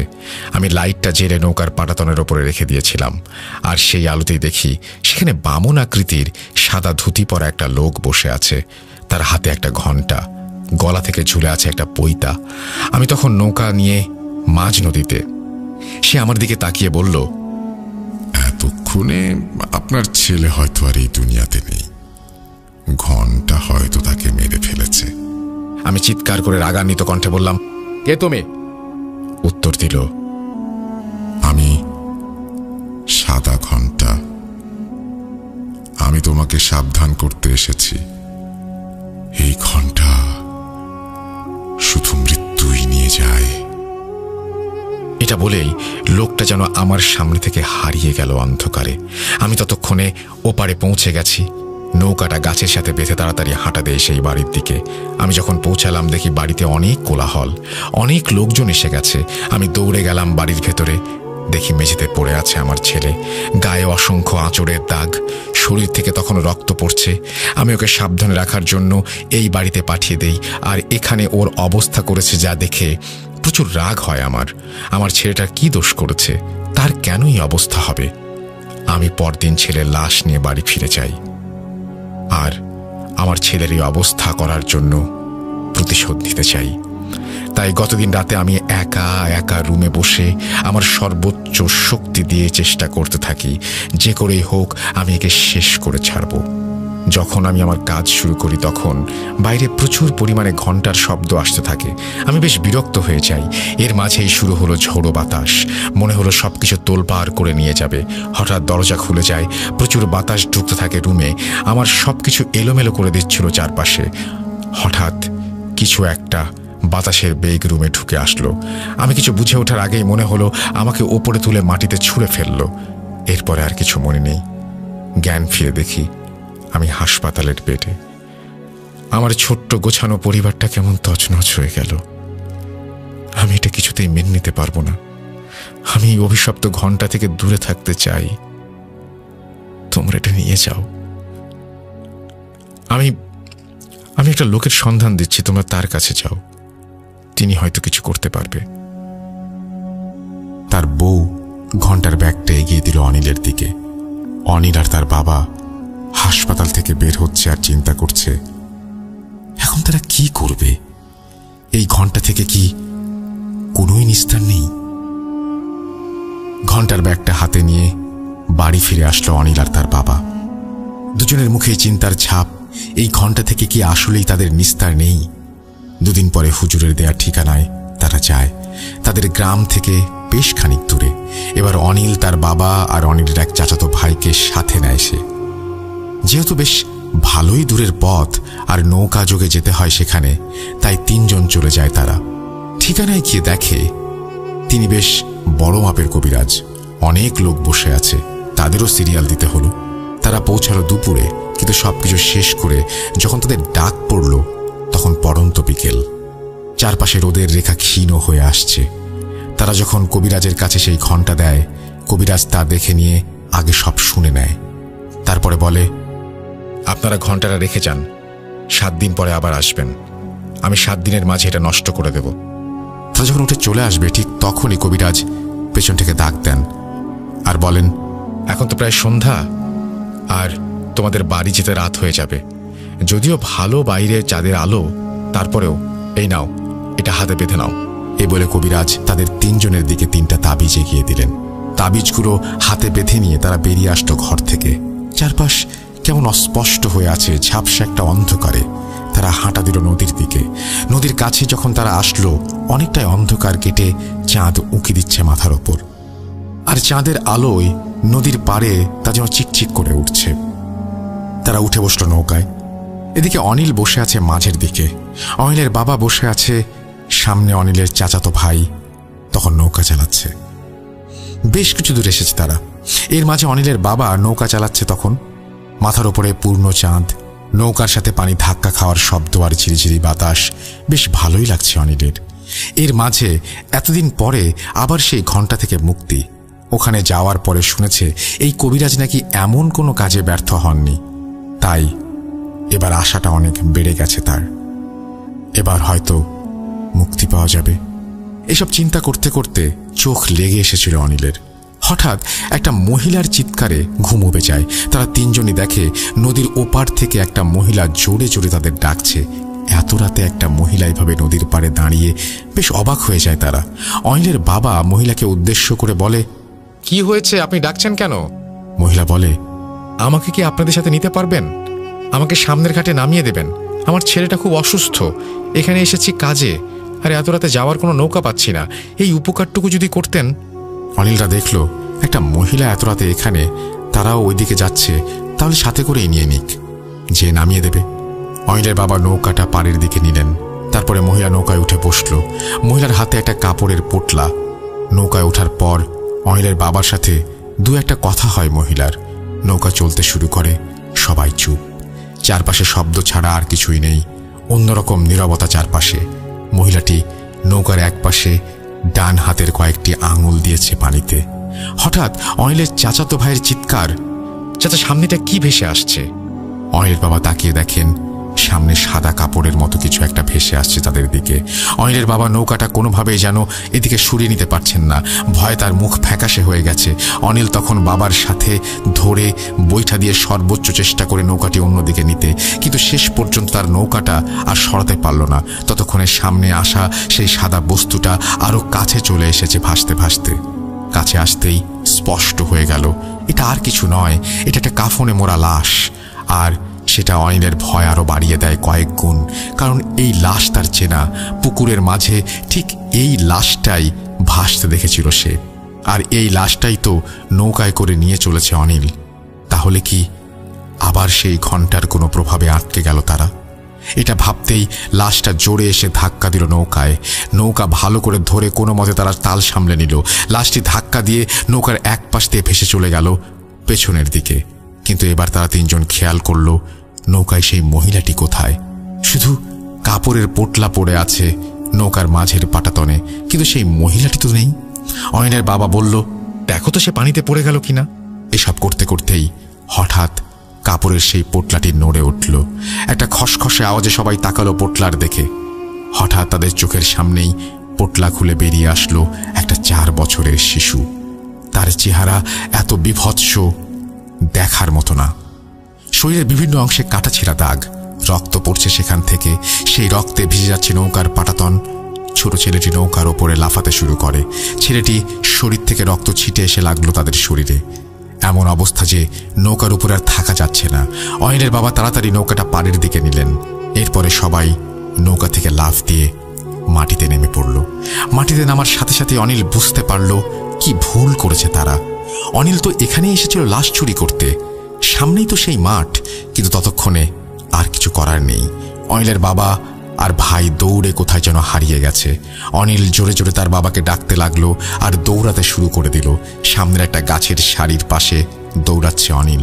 হঠাৎ অনিল দেখে তার বাম পাশের গাছের সারির ওপাশ দিয়ে অনেক বড় বিশালাকার ধূসর একটি মানুষের মতো অবয়ব দৌড়াচ্ছে, আর তার কাঁধে বসে আছে একটা কালো কুচকুচে বামন আকৃতির লোক। তার হাতে একটা ঘণ্টা, আর সে সেই ঘণ্টাটি বাজাচ্ছে। আর বিশাল সেই অবয়বটি অনিলের সাথে দৌড়ে যাচ্ছে সমান তালে। অনিল ভয়ে হাত পা নাড়াতে পারছে না। সে চিৎকার করে ডাকতে শুরু করলো, বাবা কই তোমরা? আমাকে বাঁচাও এই ঘণ্টার হাত থেকে, আমাকে বাঁচাও। কিন্তু সেই চিৎকার যেন আজ কারো কানেই যাচ্ছে না। কেউ নেই কোথাও। অনিল ভাবতে শুরু করলো, তবে এটা কি শেষ? এভাবে কি তার জীবনের প্রদীপ নিভে যাবে? ঠিক তখনই তার বাবা ডেকে উঠল, কই অনিল, এদিকে আয়। সেই ডাকের উৎস ধরে দৌড়াতে লাগলো অনিল। সামনে সেই চেনা পুকুর, পাশের অবয়বটা আর নেই। অনিল পুকুর পার হতেই দেখল তার ভাই আর বাবা দাঁড়িয়ে আছে আগের সেই জায়গায়, সেই বাড়িটার কাছে। অনিল কাছে যেতেই দেখে হারিকেন হাতে দাঁড়িয়ে আছে সেই বৃদ্ধ আর বৃদ্ধা লোকটি। অনিল যেই তার বাবার হাত ধরে বলল, এ তোমরা কোথায় দাঁড়িয়ে আছো? এরা কেউ তোমাদের সাহায্য করবে না, এরা কেউ মানুষ নয়। অনিলের বাবা অনিলকে ধমক দিয়ে বলে, জলজ্যান্ত মানুষ সামনে দাঁড়িয়ে আছে, তুই বলছিস এরা মানুষ না? কি বকছিস? বৃদ্ধ লোকটি অনিলের বাবার দিকে তাকিয়ে বলে, ও ঠিক বলেছে, অনেক বছর আগে মরে গেছি আমরা। ওই যে পাশের ঘরটা, ওখানে পড়ে আছে আমাদের অর্ধগলিত লাশ। এই ঘন্টা আমাদের বাধ্য করেছে সব করতে। আমরা কেউ তার বিরুদ্ধে কিছু করতে পারবো না, কেউ না। এতগুলো বছর পরে ঘন্টা আবার ফিরে এসেছে। এটা বলেই লোক দুটো যেন তাদের সামনে থেকে একদম হাওয়ায় মিলিয়ে গেল। অনিল বাবা সাহস করে পাশের দিকে এগিয়ে যেতেই একটা মাংস পচা গন্ধ এলো তার নাকে। টেবিলে জ্বলছে একটা হ্যারিকেন, আর মেঝেতে পড়ে আছে দুইটা অর্ধগলিত লাশ। অনিল বাবা তাদের কাছে এসেই দুজনের হাত চেপে ধরে বলল, আর এক মুহূর্ত এখানে না, নৌকায় করে চল। তিনজন হাত ধরে দৌড় দেয় নৌকার দিকে। পেছন থেকে ভেসে আসছে ঘন্টার শব্দ, আর পেছনে তাকানো যাবে না। ভয়ে ভয়ে তিনজন দৌড়ে এসে উঠে পড়ল নৌকায়। জোরে বাড়ির দিকে চালাতে শুরু করে দিল নৌকা। তারা যখন বাড়ির ঘাটে এসে পৌঁছালো, তখন চারপাশে দিনের আলোর আভা ফুটে উঠেছে। পূর্ব দিক থেকে দেখা যাচ্ছে একটা লাল আভা। ক্লান্ত তিনজন তখন নৌকা থেকে নেমে হাঁটা দিল বাড়ির দিকে। বাড়িতে আসার পরে অনিল তার বাবা আর চাচাতো ভাইকে বলল, নৌকা থেকে নেমেই তোমরা কোথায় হারিয়ে গিয়েছিলে? আমি এত খুঁজলাম, ডাকলাম, কোনো সারা শব্দ নেই। আর আমি যখন তোমাদের খুঁজছিলাম তখন দেখি পাশে একটা বিশাল আকৃতির কেউ দৌড়াচ্ছে, আর কাঁধে বসে আছে কালো কুঁচকুচে একটা বামন। সে সেই তালে তালে ঘন্টা বাজিয়ে যাচ্ছে। তারপরে দেখলাম তোমরা দুজন সেই বাড়ির সামনে। অনিলের বাবা আর চাচাতো ভাইও সেম কথা বলল। তারাও নেমে আশেপাশে কাউকে দেখেনি। তারা দৌড়ানোর সময় দুজনেই পাশের অবয়বটিকে দেখেছে। অনিলের বাবা বলল, আমি এভাবে ভয়ে তোদের ডাকতে ডাকতে সামনে গিয়ে দেখি সেই কুঁড়ে ঘর, সেখানে দাঁড়িয়ে গেছি। এরপরে অনিলের চাচাতো ভাই বলে, আমিও সেই ঘর আর চাচা দাঁড়িয়ে আছে দেখে দাঁড়িয়ে গেছি। তিনজনেই বুঝতে পারল তারা একই জিনিস দেখে একইভাবে দাঁড়িয়ে গেছে। কিন্তু এর অর্থ কি? কেনই বা তারা দৌড়ানোর সময় তাদের আর কাউকে পাশে দেখতে পায়নি, আর ওই দিকেই কেন তাদের নিয়ে যাওয়া হলো, এটা তারা কিছুই জানে না। এর ব্যাখ্যাও তাদের কাছে নেই। এর প্রায় 5 দিন আর কোনো সমস্যা নেই, সবকিছু স্বাভাবিক। তারা সবাই এবার স্বস্তির নিঃশ্বাস ফেলছে। যাক, অবশেষে এর সমাধান হলো। হঠাৎ 6 দিনের মাথায় এক লোক এসে উপস্থিত হলো তাদের বাড়িতে। তারা যে কবিরাজকে ঘণ্টা দিয়ে এসেছিল, সেই কবিরাজের কাছ থেকে এসেছে লোকটি। সে জানালো কবিরাজ রাতে তার নিজের মতো করে এই ঘণ্টা নষ্ট করার জন্য লেগে পড়ে। আমরাও 4 জন ছিলাম তার সাথে। তিনি প্রথম 2 দিন কিছুই করতে পারেননি, কারণ কোনোভাবেই কোনো এক কারণে তার সাথে থাকা জিনদের তিনি হাজির করতে পারছিলেন না। এমন কিছু এর আগে কখনোই হয়নি তার সাথে। এরপরে গত রাতে তিনি একজনকে হাজির করেন। আমরা 3 জন ছিলাম তার সাথে। হঠাৎ বাইরে প্রচুর বাতাস শুরু হয়ে যায়, চারপাশ থেকে ঘণ্টার শব্দ। তিনি ঘর থেকে বের হন, আমরাও সাথে সাথে বের হয়ে আসি। আমরা দেখি আমাদের বাড়ির চারপাশে ঘিরে ছুটে চলেছে বিশাল একটা কালো অবয়ব, আর তার কাঁধে কালো কুঁচকুঁচে ছোট একটা লোক। সে বিরামহীনভাবে ঘণ্টা বাজিয়ে চলেছে। তিনি আমাদের রুমে যেতে বললেন আর নিজে তাড়া করলেন সেই অবয়বকে। এরপরে 10 মিনিট হয়ে যায়, বাইরে আর কোনো শব্দ নেই। এত নিস্তব্ধতা, যেন কোনো কিছুই নেই এখানে। আমরা বাইরে বের হয়ে দেখি কেউ নেই, আর অবয়বটিও নেই। আমরা লাইট নিয়ে সবাই বাইরে বের হয়ে পড়ি তাকে খুঁজতে। অনেকক্ষণ এদিক ওদিক খোঁজার পরে আমরা তাকে মাঠের মাঝে একটা জমিতে পড়ে থাকতে দেখি। আমরা যখন তার কাছে যাই, তার পুরো শরীর কাঁদাতে মেখে আছে। মনে হয় কারোর সাথে ধস্তাধস্তি হয়েছে। তার শরীরে উঠে দাঁড়াবার শক্তি নেই। এই কাজ তিনি করতে পারবেন না, তাই ঘণ্টাটি পাঠিয়ে দিয়েছেন। বলেই লোকটি অনিলের দিকে সেই ব্যাগটি বাড়িয়ে দিল আর বলল, আপনারা দেখেন এটা কিছু করতে পারেন কিনা। লোকটি চলে গেল। অনিল তাকিয়ে আছে ব্যাগটির দিকে। মৃত্যু ছাড়া কি তবে কোনোভাবেই নিস্তার নেই ঘণ্টা থেকে? আবার সেই আগের সমস্যাগুলো নিয়েই দিন কাটাতে শুরু করলো তারা। তবে এবার নতুন করে সেই ঘটনাগুলোর সাথে যুক্ত হয়েছে সেই অবয়ব আর কালো বামনটা। বাড়ির চারপাশে তাদের ঘুরে ঘুরে ঘণ্টা বাজানোর শব্দ পাওয়া যায়। এর কয়েকদিন পরে অনিলের এক আত্মীয় আসে তাদের বাড়িতে।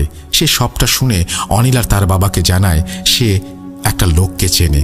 তাদের বাড়ির পাশে একটা শ্মশানে থাকে এক কাপালিক, আর এই কাপালিক প্রায় অনেক দিন ধরে আছে। কারো সাথে কথা বলে না, যোগাযোগ করে না। সে হয়তো পারবে এই সমস্যার সমাধান করতে। পরদিন তারা সেই ঘণ্টা নিয়ে চলে যায় সেই কাপালিকের কাছে।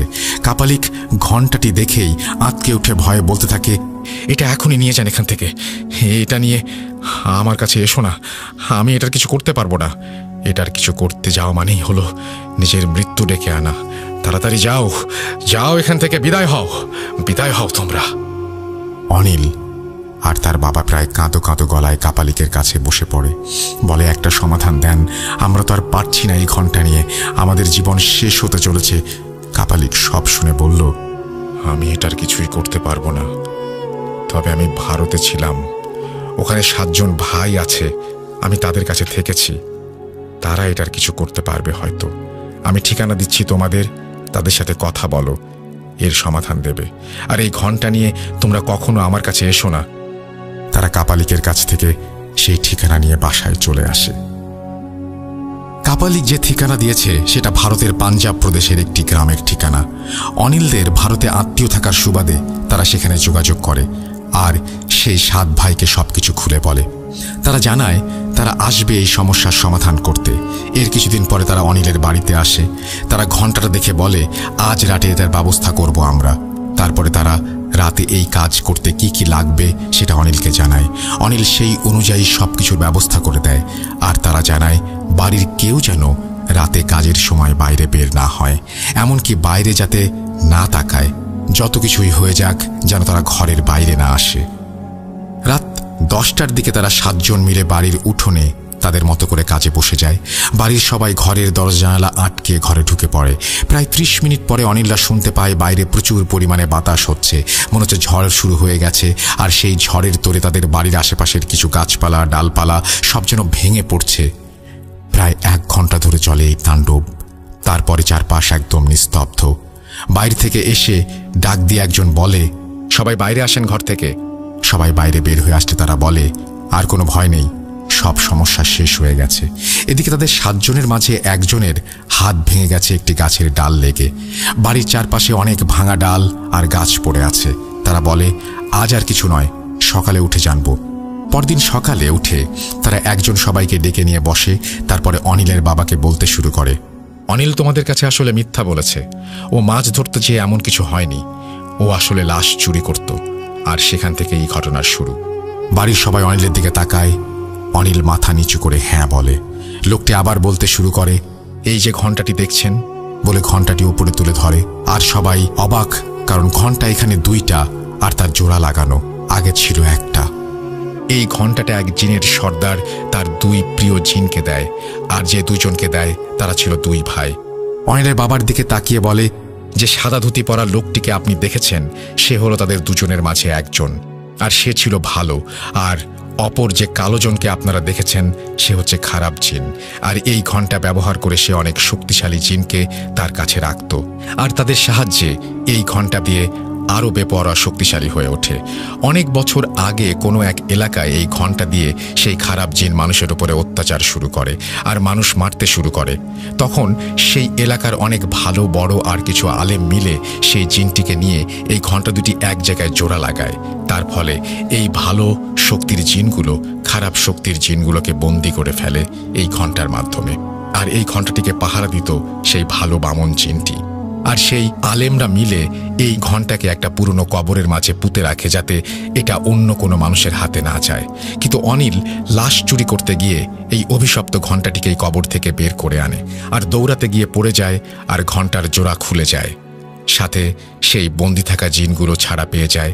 আর এত বছর এভাবে বন্দি থাকার ফলে তারা মানুষের উপরে ক্ষিপ্ত হয়ে এই তাণ্ডব চালাতে থাকে। আর তোমরা যে বৃদ্ধ লোক 2টি আর মহিলাকে দেখেছ, তারাও এই ঘণ্টার শিকার। ঘণ্টা যখন প্রথম মানুষের ওপর অত্যাচার করে, সেই সময় তাদের মেরে ফেলে, আর তাদের অবয়ব ধরে এসে খারাপ জিনগুলো তোমাদের ভয় দেখাতে থাকে। সেদিন হয়তো তাবিজগুলো হাতে বাঁধা না থাকলে তোমাদের নদীর মাঝে মেরে ফেলতো তারা। আমরা যখন কাজে বসি, তখন সেই ভালো জিনটি আসে আমাদের সামনে। সেই বামুন আমাদের জানায় ঘণ্টার অন্য পার্টটা সেই কবরস্থানে জঙ্গলের মাঝে পড়ে আছে, আর এই সব কথা আমাদের জানায়। তার সাহায্যে আমরা সেই পার্টটা নিয়ে আসি, আবার জোড়া লাগিয়ে খারাপ জিনগুলোকে বন্দি করে ফেলি। আর কোনো সমস্যা নেই, এই ঘণ্টাকে নিয়ে যাচ্ছি আমাদের সাথে করে। আমরা এটাকে গিয়ে নষ্ট করে ফেলব, আর এর সাথে থাকা সকল খারাপ শক্তির কার্যকারিতা নষ্ট করে দেব। এরপরে তারা চলে যায়। এরপরে অনেকগুলো বছর কেটে যায়, আর কোনো সমস্যা হয়নি। অনিল তার সেই লাশ চুরির পেশা ছেড়ে দেয় চিরতরে। অনিল অনেক দিন পরে সেই মাঠে যায় যেখানে সে লাশ চুরি করতে যেয়ে পুকুর আর কুড়ে ঘর দেখেছিল। কিন্তু অবাক করা ব্যাপার, পুরো দিনের আলোতে সে কোনো পুকুর বা কুড়ে ঘরের চিহ্ন পর্যন্ত দেখেনি। তবে অনিল এই ঘটনার পর থেকে শুকাতে শুরু করে, আর এখনও কিছুটা শারীরিকভাবে অসুস্থ। যদিও ঘণ্টার আর কোনো সমস্যা নেই, তবে অনিলকে একটা ভয় এখনও তাড়িয়ে বেড়ায়। যদি ঘণ্টা আবার ফিরে আসে কোনোভাবে বা কোনো কারণে, তাহলে কি আবার তার জীবন এমন দুর্বিষহ হয়ে উঠবে? মৃত্যুই কি তবে আবার শেষ করে দেবে সেই ঘণ্টার যন্ত্রণার অবসান? অনিল এখনও রাতে ভালো করে ঘুমাতে পারে না। মনে হয় এই বুঝি ঘণ্টা ফিরে আসলো আবার মৃত্যু নিয়ে। এই ছিল ঘণ্টার ঘটনা। চমৎকার একটা ঘটনা। আমি মনে হয় এরকম ঘটনা আমার জীবনে খুব কম পেয়েছি। Thank you very much Tanvir, Tushar. আপনাদের জীবনে যদি এরকম ঘটনা থাকে পাঠিয়ে দিন আমাকে। আমার ইমেল অ্যাড্রেস হচ্ছে russell.booth.com@gmail.com। আপনাদের ঘটনার অপেক্ষায় থাকলাম। আশা করছি আপনারা ঘটনা পাঠাবেন। আল্লাহ হাফেজ। আমরা চলে যাচ্ছি আমাদের পরবর্তী ঘটনায়।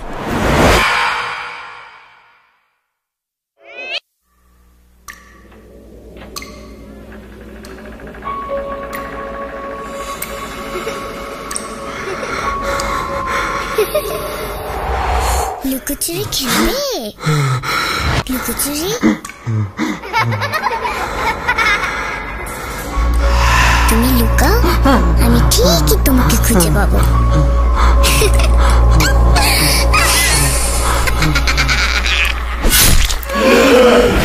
Bhoot.com with Russell.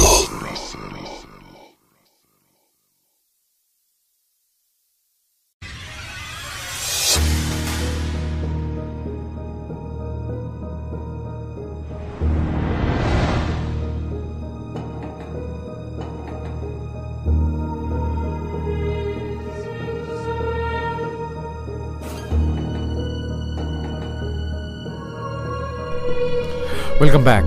আশা করছি আপনারা সবাই ভালো আছেন এবং ভালোর দলে আছেন, আর আমিও ভালো আছি। আর আমাদের ঘন্টার ঘটনা শেষ করার পরে নিশ্চয়ই আপনাদের আরও বেশি ভালো লাগছে এবং আশা করছি বাকি সময়টা আপনাদের আমাদের সাথে আনন্দে কাটবে। আমি আপনাদের একটু বলে দিই যে আমাদের ইমেল অ্যাড্রেস হচ্ছে russell.bhoot.com@gmail.com। যারা আরও তানভীর তুষারের মতো ঘটনা আমাদেরকে পাঠাতে চান, এরকম চমৎকার ঘটনা, তারা সেখানে আমাদেরকে ঘটনা পাঠিয়ে দিতে পারেন।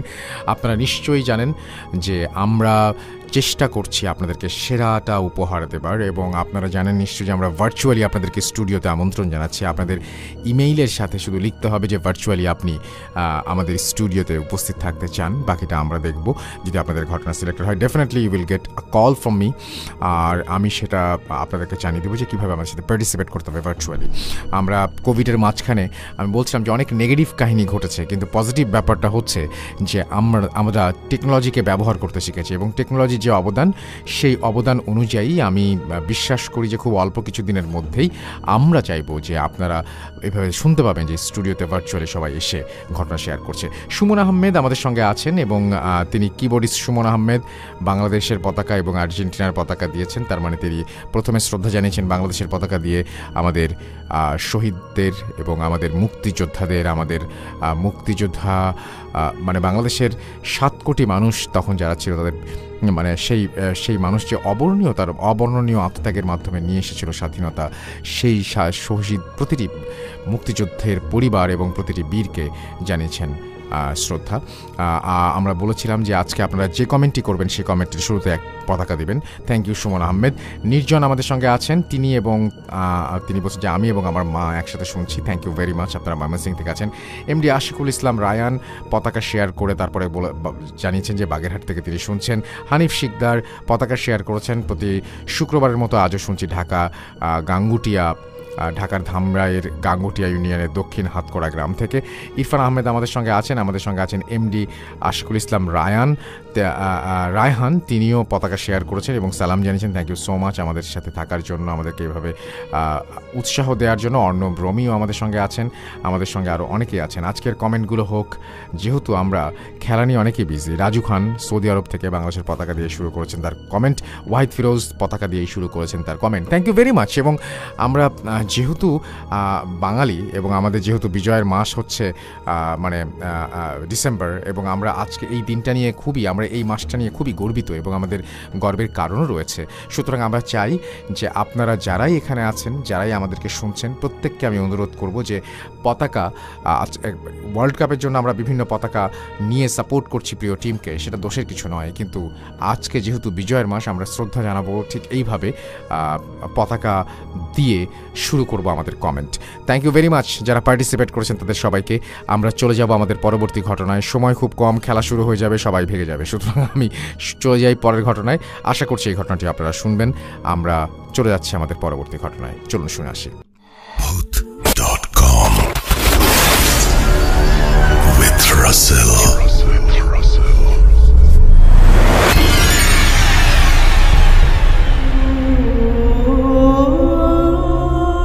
আসসালামু আলাইকুম রাসেল ভাই।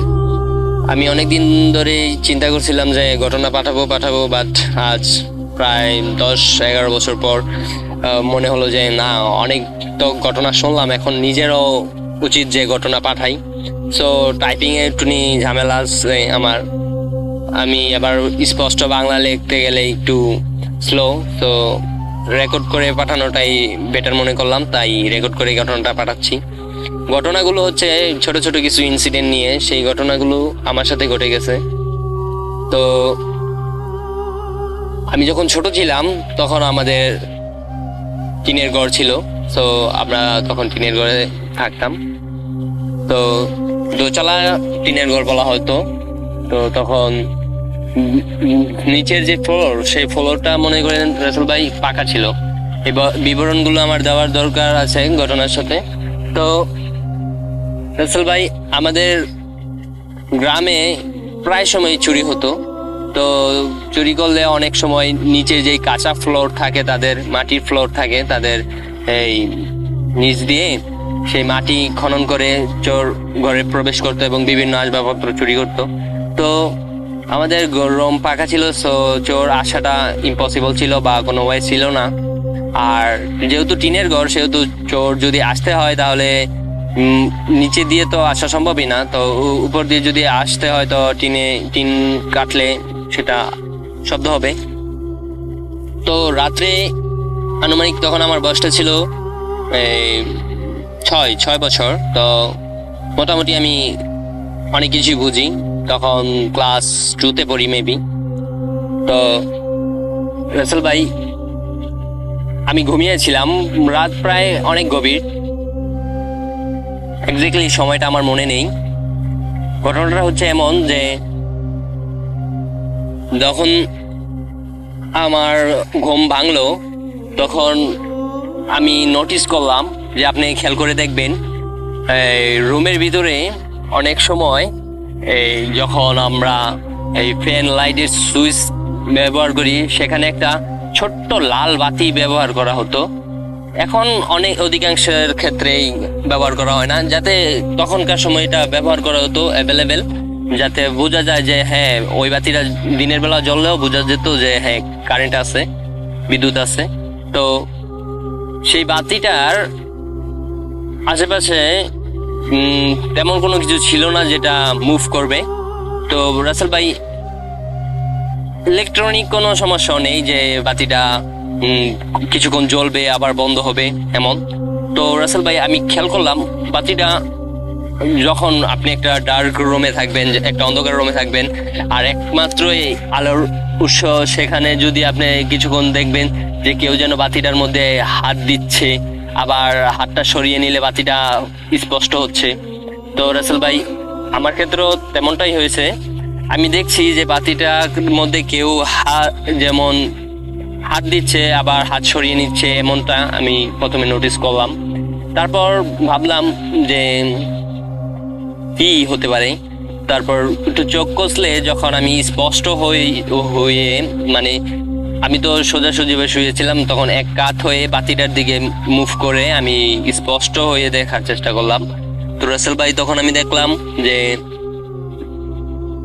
কোনো একটা মহিলা অবয়ব, মেবি মহিলা অবয়বদের এই চুল বড় থাকে, তারপরে তাদের বডি ল্যাঙ্গুয়েজ যেরকম, তেমন একটা মহিলা অবয়ব আপনি মুভ করছে সেই বাতিটার সামনে দিয়ে। আর সে যখন বাতিটার মিডল পয়েন্টে আসছে, তখন এই বাতিটা আমার চোখ থেকে ওর বডির জন্য আড়াল হচ্ছে।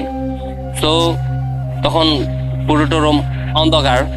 তো রাসেল ভাই, আপনি একটা জিনিস খেয়াল করবেন, যখন একটা অন্ধকার জায়গায় আপনি থাকবেন, তখন কিছুক্ষণ থাকতে থাকতে আপনার একটা চোখের মধ্যে একটা লাইটলি একটা প্রভাব আসবে, যখন আপনি অন্ধকারের মধ্যে বুঝতে পারবেন যে হ্যাঁ, এটা গাছ, এটা মানুষ, এটা মানে বিভিন্ন শেপের জিনিসগুলো আপনি বুঝতে পারবেন, কিন্তু স্পষ্ট চেহারা হয়তো বা দেখবেন না।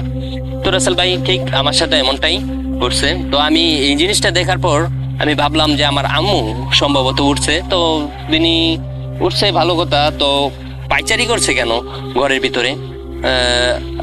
আমি আমার আম্মুর সাথে ঘুমাই, আমার আম্মু মাঝে থাকে, আমার আব্বু এক সাইডে থাকে আর আমি এক সাইডে থাকতাম। তো বুঝতে পারছেন, তখন আমার বয়স 6 বছর।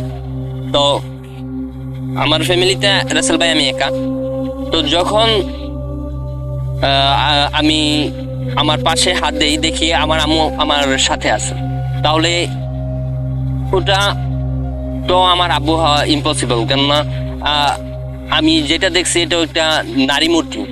তো রাসেল ভাই, স্টিল সেটা তখনও মুভ করছিল এদিক থেকে ওদিক, কিন্তু তার বডিতে কোনো ঝাঁকুনি বা একজন মানুষ হাঁটলে দেখবেন একটু বডি শেক করে, কিন্তু তার বডিটা যেমন মনে হচ্ছিল ভেসে ভেসে যাচ্ছে রাসেল ভাই, সে কোনো স্টেপ ফেলে যাচ্ছে না।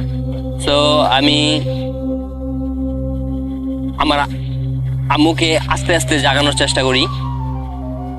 মানে আমার ভিতরে সেই ভয়টা ছিল না যে আমি চিৎকার করব বা এমন কিছু। আমি আস্তে আস্তে আমার আম্মুকে বলি, আম্মু আম্মু। তো আমার কথা শুনে আম্মু ওঠার পরে রাসেল ভাই আমি যখন আমার আম্মুকে জিনিসটা দেখানোর চেষ্টা করছিলাম, আম্মু বলছে কই কি, কিছুই তো নাই। তারপরে আব্বুকে জাগানো হয়, তারপরে আব্বুও দেখলো কিছু নাই। তো লাইট জ্বালানো হয়, লাইট জ্বালানোর পরে মেক শিওর কিছু নেই, এমনকি কোনো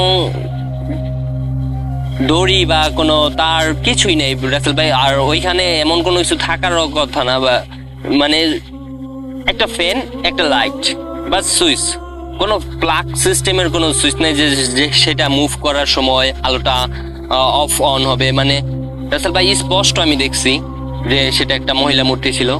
তো এটা ছিল একটা ঘটনা। তারপরে আব্বু আম্মু আমাকে একটা সান্ত্বনা দিল যে ঠিক আছে, কোনো ব্যাপার না, এমনটা হয় অনেক সময়, তুমি হয়তো বা স্বপ্ন দেখছো। তো আমি রাসেল ভাই স্পষ্ট ছিলাম। তো এটা ছিল আমার একটা ইনসিডেন্ট।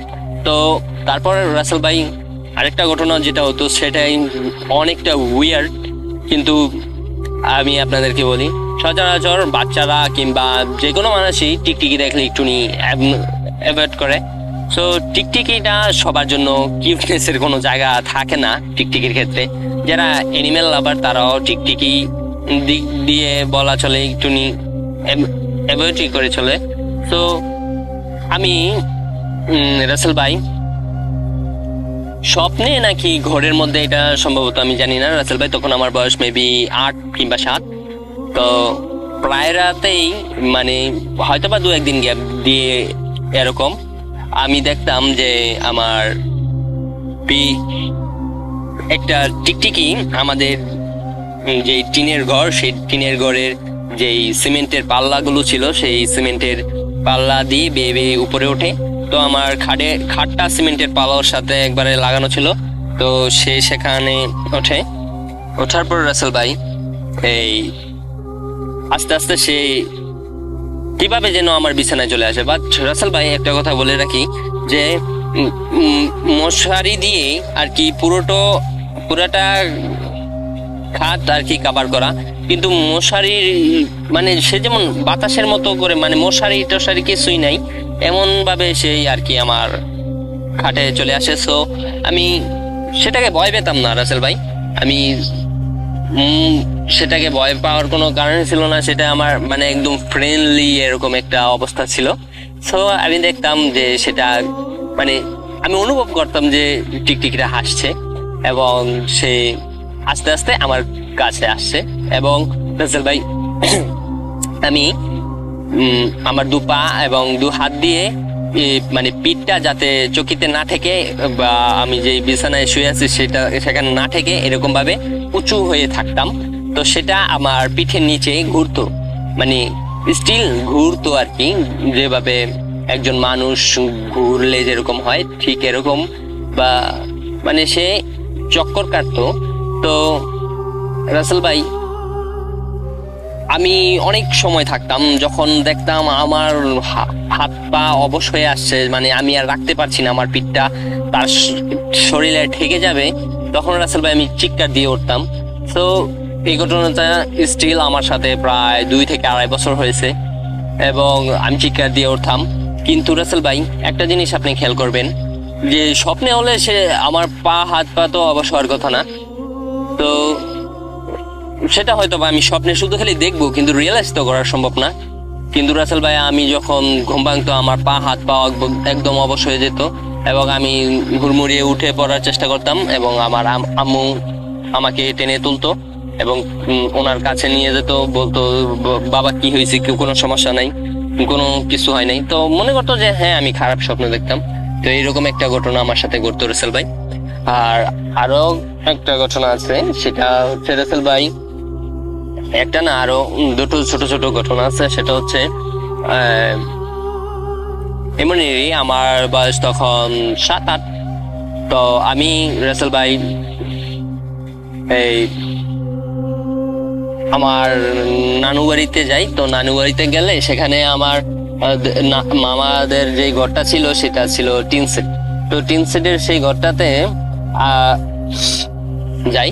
তো ওই দিন আব্বু আসার কথা ছিল, মানে আমি আর আম্মু গিয়েছিলাম আগে, আব্বু পরে আসবে বলেছিল। তো ওনার ডিউটি শেষে উনি রাতে মেবি 7টা-8টার দিকে আসবে।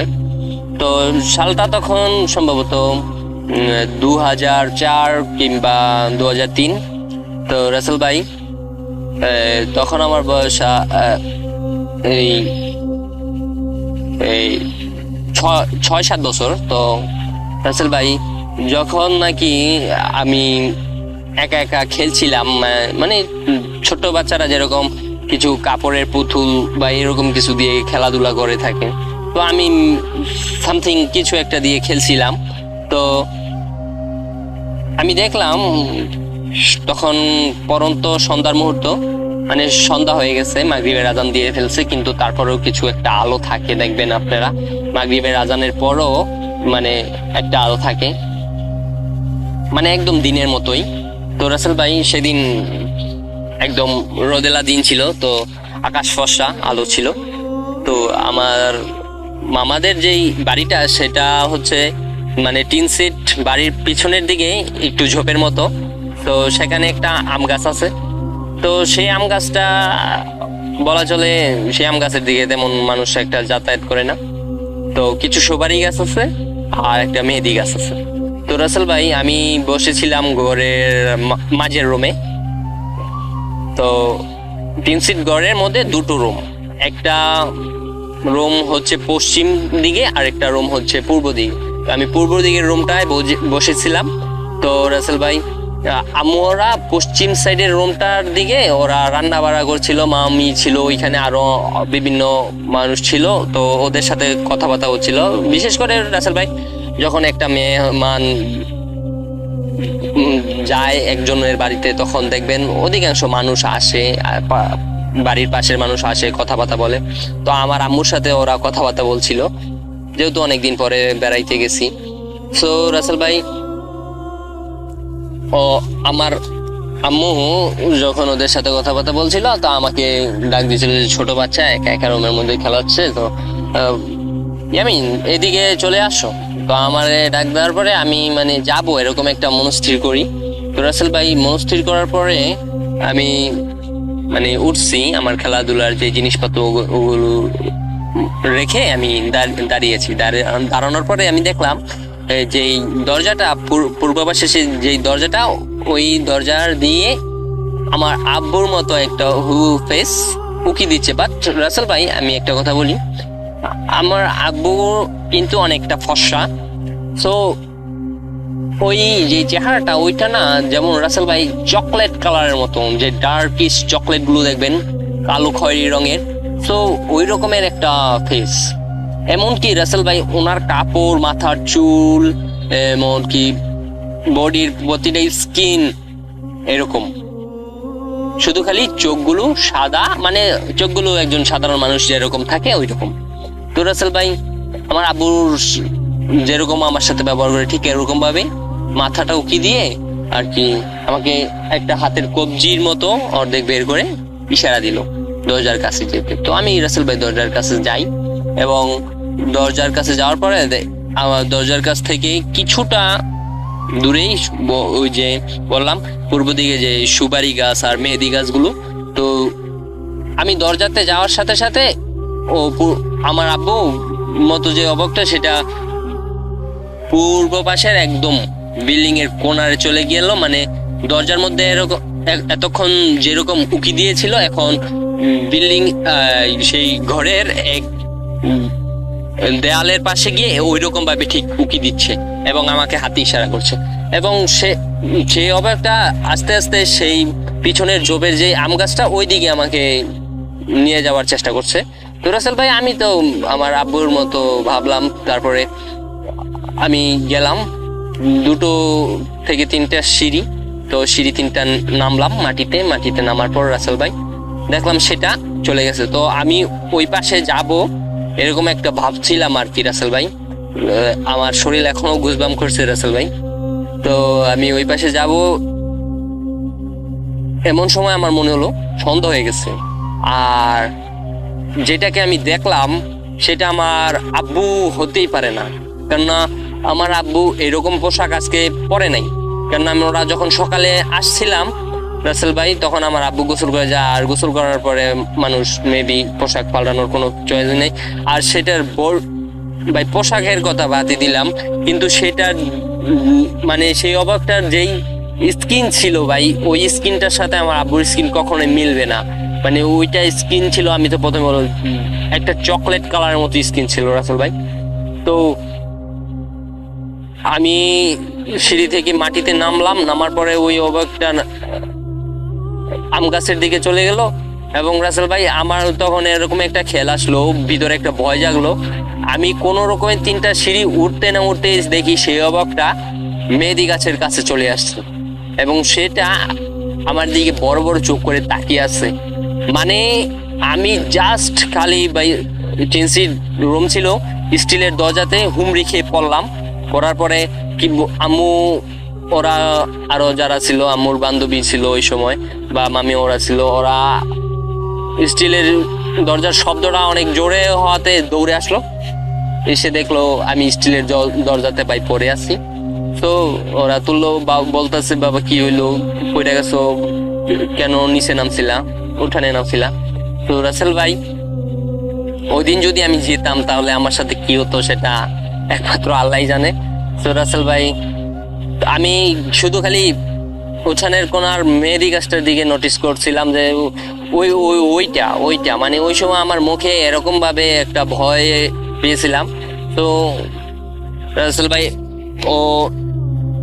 ওরা তাকায়া দেখছে এবং আমারে দেখানোর চেষ্টা করতেছে, দেখো ভয়ের কিছু নাই, এখানে তো কিছু নাই, মেহেদি গাছ দেখো একদম ফর্সা। মানে আমি যে সময়টার কথা বলছিলাম রাসেল ভাই, এই ঘটনাটা প্রায় 4 থেকে 5 মিনিটের ভিতরে ঘটলো। সো তখন মাত্র সূর্য ডুবছে, মাগরিবের আজান দিচ্ছে, মানে একদম রাত বা সন্ধ্যা হয় যায় নাইকা, মানে সাজের একটা বেলা ছিল। সো এই ঘটনাটা। আর একটা ঘটনা যেটা, সেটা হচ্ছে রাসেল ভাই, আমি ঘুমিয়েছিলাম দুপুরে। তো ঘুম থেকে ওঠার পরে আমি দেখলাম যে আমার পাশে একটা মুরব্বী মহিলা বসে আছে। সো দাদির মতো, দাদির বয়সের। তো আমি ভাবলাম দাদির কোনো বোন টোন বা দাদির কোনো সাথের মানুষ হতে পারে। তো আমার আম্মু কিংবা আমার যে ফুপিয়ারা আছে তারা বাইরে বসেছিল। তো আমি বসে মানে আমি শুয়েছিলাম, আমার ঘুমটা মাত্র ভাঙছে আর কি রাসেল ভাই। তো ঘুমটা ভাঙার পরে আমি প্রায় 4 থেকে 5 মিনিট সেই মহিলাটার দিকে তাকিয়েছিলাম। স্টিল সেই মহিলাটাও আমার দিকে প্রায় 4 থেকে 5 মিনিট তাকিয়েছিল। কিন্তু এখানে সবচেয়ে অ্যাবনর্মাল যেই ব্যাপারটা সেটা হচ্ছে ভাই, সেই মহিলাটা আমি নোটিস করলাম যে একটা চোখের পলকও পড়লো না, এবং সম্মোহিতের মতো কিছুক্ষণ পর আমি আবার ঘুমিয়ে পড়ি। এবং বরাবর তখন রাত্রের 7টা কিংবা 8টা বাজে। তো যখন আমার ঘুম ভাঙে আমি দেখি আমার আশেপাশে অনেক মানুষ, এবং আমার আম্মু কান্না করছিল। আব্বু ডিউটি থেকে চলে আসছে এবং আমার জিজ্ঞাসা করতেছে যে বাবা তোমার তো কোনো নিঃশ্বাস চলছিল না, আমরা তো মনে করছিলাম তুমি মারাই গেছো, তো এখন চোখ মেলে তাকাইছো। তো রাসেল ভাই যদি এই ঘটনাটা আমার সাথে আরো বেশি সময় ঘটতো তাহলে কি হতো আমি জানতাম না, হয়তো বা তারা আমাকে দাফন করে ফেলতো। তো আমি যখন জাগলাম তারপরে ওনারা ডাক্তার দেখাইছে, গ্রামের সবাই আছে, মানে একজন মানুষ মারা গেলে যা হয় আর কি তেমনই অবস্থা। কিন্তু মানে কোনো রিচুয়াল করে নেয় বা আগরবাতি বা তেমন কিছু দেয় না, জাস্ট এটা তো মানে একটা ছোট্ট বাচ্চা যখন 3টা-2টার দিকে ঘুমায় তখন এটা সন্ধ্যা পর্যন্ত হয়তো বা ঘুমিয়ে থাকতে পারে, কিন্তু যখন 2-1 ঘন্টার ব্যবধান হয়ে গেছে তখন মনে করেন ওরা ডাকাডাকি করছে, ডাক্তার দেখছে যে না কোনো নার্ভ পাচ্ছি না, নিঃশ্বাস নিচ্ছে না। তো রাসেল ভাই এর ভিতরে কি হচ্ছে, আমার জাস্ট মনে হচ্ছে যে আমি ঘুমিয়েছিলাম। তো আমি তারপরে আমার আম্মুকে জিজ্ঞেস করলাম, আচ্ছা বিকালে কি ঘরে কেউ আসছিল যে মুরব্বী টাইপের দাদির মতো কেউ? তো আমি যেরকম বিবরণ দিলাম যে এরকম এরকম, তারা বললো যে না, এমন কেউ আসে নাই, এমন কেউ নেই তাদের জানা মতে। তো রাসেল ভাই, এই ছিল আমার জীবনের কিছু ছোটবেলার ঘটনা, এবং বড় হওয়ার পরে আরো কিছু ঘটনা ঘটছে। তো সেই ঘটনাগুলো পাঠাবো। প্রায় 10-12 বছর যাবৎ রাসেল ভাই আপনার সাথে এই ঘটনাগুলো শুনে আসছি।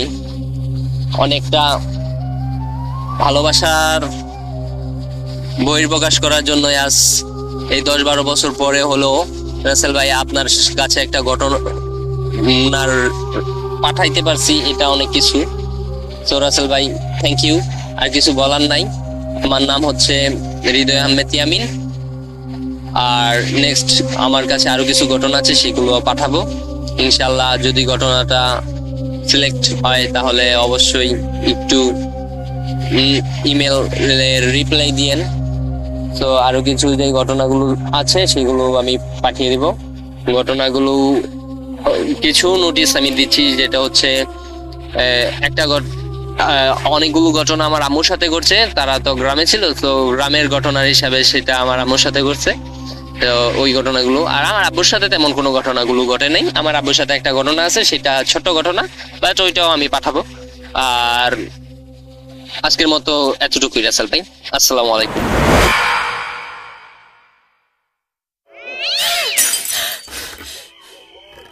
আজ আবার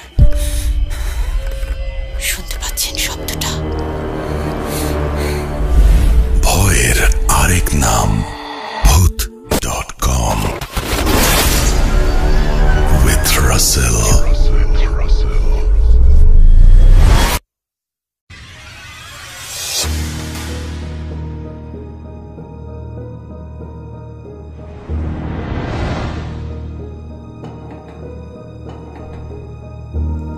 ওয়েলকাম ব্যাক।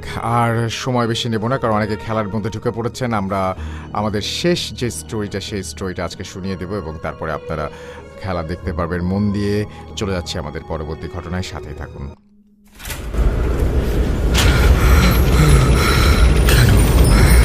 কেন তুমি আসো? আমি শুধু তোমার সাথেই থাকতে চাই। তুমি চলে যাও, চলে যাও, প্লিজ চলে যাও। Voot.com with Russell.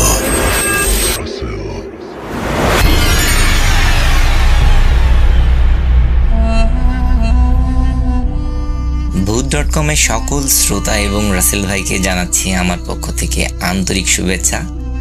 আমি সোহাগ চক্রবর্তী, যশোর থেকে আপনাদের জন্য আবারও একটি ভয়ানক ঘটনা নিয়ে হাজির হয়েছি।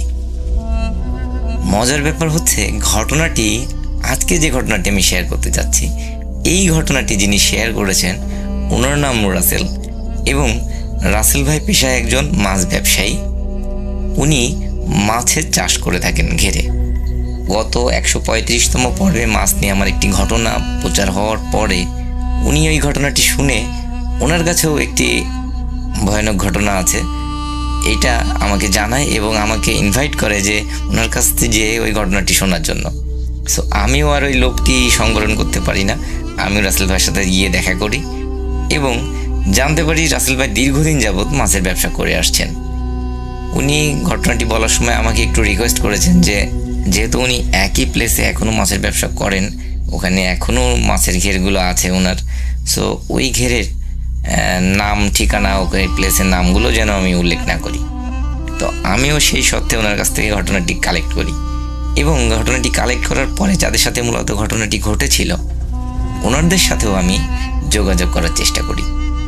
তো আমি ওনাদের সাথে যোগাযোগ করে জানতে পারি যে আসলে ঘটনাটি 100% সঠিক। তো চলুন শুরু করি ঘটনাটি। 2002 সালের কথা। রাসেল ভাই তখন সাতক্ষীরার প্রত্যন্ত একটি এলাকাতে অনেক বড় একটি মাছের ঘের নিয়ে চিংড়ি মাছের খামার তৈরি করেন, ঘের তৈরি করেন। সো আপনারা হয়তো অনেকেই জানবেন যে চিংড়ি মাছ কিন্তু একটু বড় হয়ে গেলে ঘের থেকে উপরে চলে আসে, হাত দিয়ে ধরা যায়, চুরি হয়ে যাওয়ার প্রবণতাটা বেশি থাকে। এই কারণে রাসেল ভাই কিন্তু একটা টাইট সিকিউরিটির অ্যারেঞ্জমেন্ট করেন ওখানে, যে আসলে ঘের থেকে যদি মাছ চুরি হয়ে যায় ওনার তো অনেক লস হয়ে যাবে, চিংড়ি মাছের অনেক দাম হয়। সো উনি ওখানে একটা টাইট পাহারার ব্যবস্থা করেন। এই পাহারার কাজে নিয়োজিত ছিল একই পরিবারের 3 ভাই। ঘটনার ভিকটিম কিন্তু এই 3 ভাই। হঠাৎ 1-2 বছর 3 বছর পর রাসেল ভাই প্রথম খুব ভালোই লাভে ছিলেন, কিন্তু 2-3 বছর পর উনি লক্ষ্য করতে থাকেন মাছের উৎপাদনও ওই ঘেরটা থেকে অনেক কম হচ্ছে। যেহেতু এই 2-3 বছরে উনি ভালো একটা এক্সপিরিয়েন্স তৈরি করে ফেলেছেন, উনি জানেন যে কিভাবে পরিচর্যা করতে হয়, কিভাবে খাবার দিতে হয়, কেমন মাছ আসতে পারে, এটার একটা আইডিয়া থাকে ওনার ভালো। কিন্তু উনি খেয়াল করেন যে আসলে ওই ঘেরটা থেকে মাছের উৎপাদন অনেক কম হচ্ছে। তখন উনি ওই 3 ভাইকে অনেক বেশি প্রেশার দেওয়া শুরু করেন যে আসলে তোমরা নিশ্চিত ডিউটি দিচ্ছ না ঠিকভাবে, যার ফলে মাছ চুরি হয়ে যাচ্ছে, না হলে তো মাছ কম হওয়ার কোনো সম্ভাবনা নাই। এবং রাসেলের দেয়া এই যে প্রেশারের কারণে ওই 3 ভাইও অনেক বেশি চিন্তায় থাকেন যে আসলে আমরা তো ঠিকভাবে টাইট সিকিউরিটি দিই, আমরা ঠিকভাবে ডিউটি করি, তো কীভাবে মাছ কীভাবে চুরি হচ্ছে। ওনারা আরও বেশি অ্যাক্টিভ হয়ে যান এবং ভালোভাবে ওনারা ডিউটি দেওয়া শুরু করেন। কোনো ভাই পুরা ঘেরের এক সাইড দিয়ে রাউন্ড দিতে থাকে, অন্য ভাই অন্য সাইড দিয়ে রাউন্ড দেয়। একজন ওনাদের বসার জন্য একটা টং ঘরের মতো বানানো ছিল, সেখানে বসে লাইট মেরে চেক করতে থাকেন। এইভাবে ওনারা খুব ভালো একটা সিকিউরিটি দিতে থাকেন। হঠাৎ একদিন বড় ভাই খেয়াল করেন যে ভোরবেলার দিকে একটা বিশেষ জায়গায়, একটা ঘেরের একটা কোণে অনেক পানি ঘোলা হয়ে আছে। যেহেতু ওনারা মেলা দিন ধরে ঘেরে ডিউটি দিচ্ছেন, ওনারা জানেন যে যদি পানিতে কেউ নামে বা জাল ফেলা হয় তখনই কিন্তু পানি ঘোলা হয়ে যায়। ওনারা যেহেতু রাত্রে নামেন না, কেউই কাউকেই নামতে দেন না, সেহেতু পানি ঘোলা হয়ে যাওয়ার সম্ভাবনা থাকে না। ওই বড় ভাই কিন্তু তখন বুঝতে পারেন যে নিশ্চিত কেউ না কেউ পানিতে নামছে এবং এই মাছ চুরি করছে। এই ঘটনাটি 3 ভাই খুব ভালোভাবে আলোচনা করে এবং বলে যে ওনারা দেখবেন যে কে নামছে। ওনারা একটু আরও সতর্কতার সাথে পাহারা দিতে শুরু করেন। 2 দিন 3 দিন যায়। হঠাৎ একদিন ওনারা খেয়াল করেন, মানে ওনাদের যে ছোট ভাই, উনি রাউন্ড দিয়ে আসার সময় খেয়াল করেন যে পানিতে বেশ পাড় থেকে কিছুটা দূরে কোনো একটা ব্যক্তি মনে হচ্ছে হাত দিয়ে কোনো কিছু ধরার চেষ্টা করছে। এই দৃশ্য দেখে উনি টর্চ লাইটটা অফ করে চুপি চুপি পানিতে নেমে যান এবং আস্তে আস্তে ওই ব্যক্তির কাছাকাছি যেয়ে জাপটে ধরেন ওনাকে এবং সজোরে ওনাকে কিল ঘুষি মারতে থাকেন এবং চিৎকার করতে থাকেন। এই ওনার যে চিৎকার শুনে বাকি যে 2 ভাই উপরে ছিল ওনারাও ছুটে চলে যান ওই প্লেসে এবং বড় ভাই লাইট মেরে দেখে যে ছোট ভাই এইভাবে কাউকে যেন মারছে এবং এই মারা দৃশ্য দেখে ওই মেজো ভাইও পানিতে লাফ দিয়ে পড়ে এবং সেও যে একেবারে অন্ধের মতো ওই ব্যক্তিকে মারতে শুরু করে। বড় ভাই কিন্তু উপর থেকে বলছিল যে তোরা ওই ব্যক্তিকে মারিস না, ওই ব্যক্তিকে ধরে কুলে নিয়ে আয়, ওকে ভালো করে বেঁধে রাখ, যাতে মালিকের সামনে আমরা ওকে দেখাতে পারি যে এই আসলে মূল চোর, এই মাছ চুরি করে নিয়ে যাচ্ছে, আমরা এই চোরকে ধরতে সক্ষম হয়েছি। কিন্তু 2 ভাই অন্ধের মতো ওনাকে মারছিল। মারতে মারতে মেজো ভাই একটু কষ্ট হয়ে যায়, সে পাড়ে চলে আসে এবং যেই মেজো ভাই পাড়ে চলে আসে ওনারা লক্ষ্য করেন যে পানিতে যদি কোনো কিছুকে বেঁধে হঠাৎ টান দিয়ে পানির নিচে নিয়ে চলে যাওয়া যায়, যে কোনো কিছুকে যেভাবে খুব ফোর্সে পানির ভিতরে চলে যাবে, ওইভাবে ওই ছোট ভাইকে ওই ব্যক্তি টান দিয়ে পানির নিচে নিয়ে চলে যায়। এখানে বলে রাখা ভালো রাসেল ভাই, ওই ঘেরের গভীরতা কিন্তু অনেক বেশি না। যদি ওই ছোট ভাই সোজা হয়ে দাঁড়িয়েও থাকে তাও কিন্তু ওনার বুক পর্যন্ত সর্বোচ্চ পানি হতে পারে, সেহেতু কোনোভাবেই ওনার কিন্তু ওখানে ডুবে যাওয়ার সম্ভাবনা নাই বলতে গেলে চলে। এবং ওই ছোট ভাই ডুবে যাওয়ার পরে ওনারাও খেয়াল করেন যে পানির নিচ থেকে, আপনারা হয়তো দেখে থাকবেন যে গ্যাস যদি পানির নিচ থেকে উঠতে থাকে, যেভাবে বুদবুদ হতে থাকে, একটা বড় এরিয়া নিয়ে ওই রকম বুদবুদ উঠতে থাকে। এই দৃশ্য দেখে বড় ভাই এবং ছোট ভাই 2 জন, মানে মেজো ভাই 2 জনই লাফ দিয়ে পড়েন ওখানে, যে ওনারা ওই ছোট ভাইকে খুঁজতে থাকেন। কিন্তু আশ্চর্যজনক ব্যাপার, ওনারা কোনোভাবেই ছোট ভাইকে ওখানে খুঁজে পান না। এরপরে ওনার পানি থেকে উঠে এসে পুরো ঘেরের এরিয়াটি লাইট নিয়ে ছোট ভাইকে খুঁজতে থাকেন এবং চিৎকার দিলে আশপাশের যে ঘেরের লোকজন যারা ডিউটিতে থাকেন ওনারাও এসে ওনাদের সাথে খুঁজতে থাকেন। কিন্তু আশ্চর্যজনকভাবে সেই ভোরবেলার আগ পর্যন্ত ওনারা ওই ছোট ভাইকে পান না খুঁজে। এক পর্যায়ে ভোরের যখন আলো ফুটবে ওই সময় ওনারা খেয়াল করেন ঠিক সেম ওই প্লেসে, ওই একই জায়গায় পানির নিচ থেকে আবারও ওইরকম বুদবুদ উঠতে শুরু করেছে এবং কেউ যেন ওনার ছোট ভাইকে একদম একটা ধাক্কা দিয়ে পানির উপরে ভাসিয়ে দিয়েছে। ওনারা লাফ দিয়ে পড়ে পানি থেকে ছোট ভাইকে উপরে তোলেন এবং ততক্ষণে ওনারা দেখেন যে আসলে অনেক দেরি হয়ে গেছে, ভাই আর বেঁচে নেই। ওনারা হতভম্ব হয়ে যান যে আসলে কি হলো, এটা তো কোনোভাবে হওয়ার কথা না। এরপরে ওনার মা বাবা ওখানে চলে এসে কান্নাকাটি করতে থাকেন। সবাই খুবই অবাক হয়ে যায় যে কি হয়েছে ব্যাপারটি। কি আর করা, ছোট ভাইকে দাফন কাফন করানো হয় ভালোভাবে। এরপর থেকে ওনাদের সাথে বেশ কিছুদিন আর কোনো ঘটনা ঘটে না।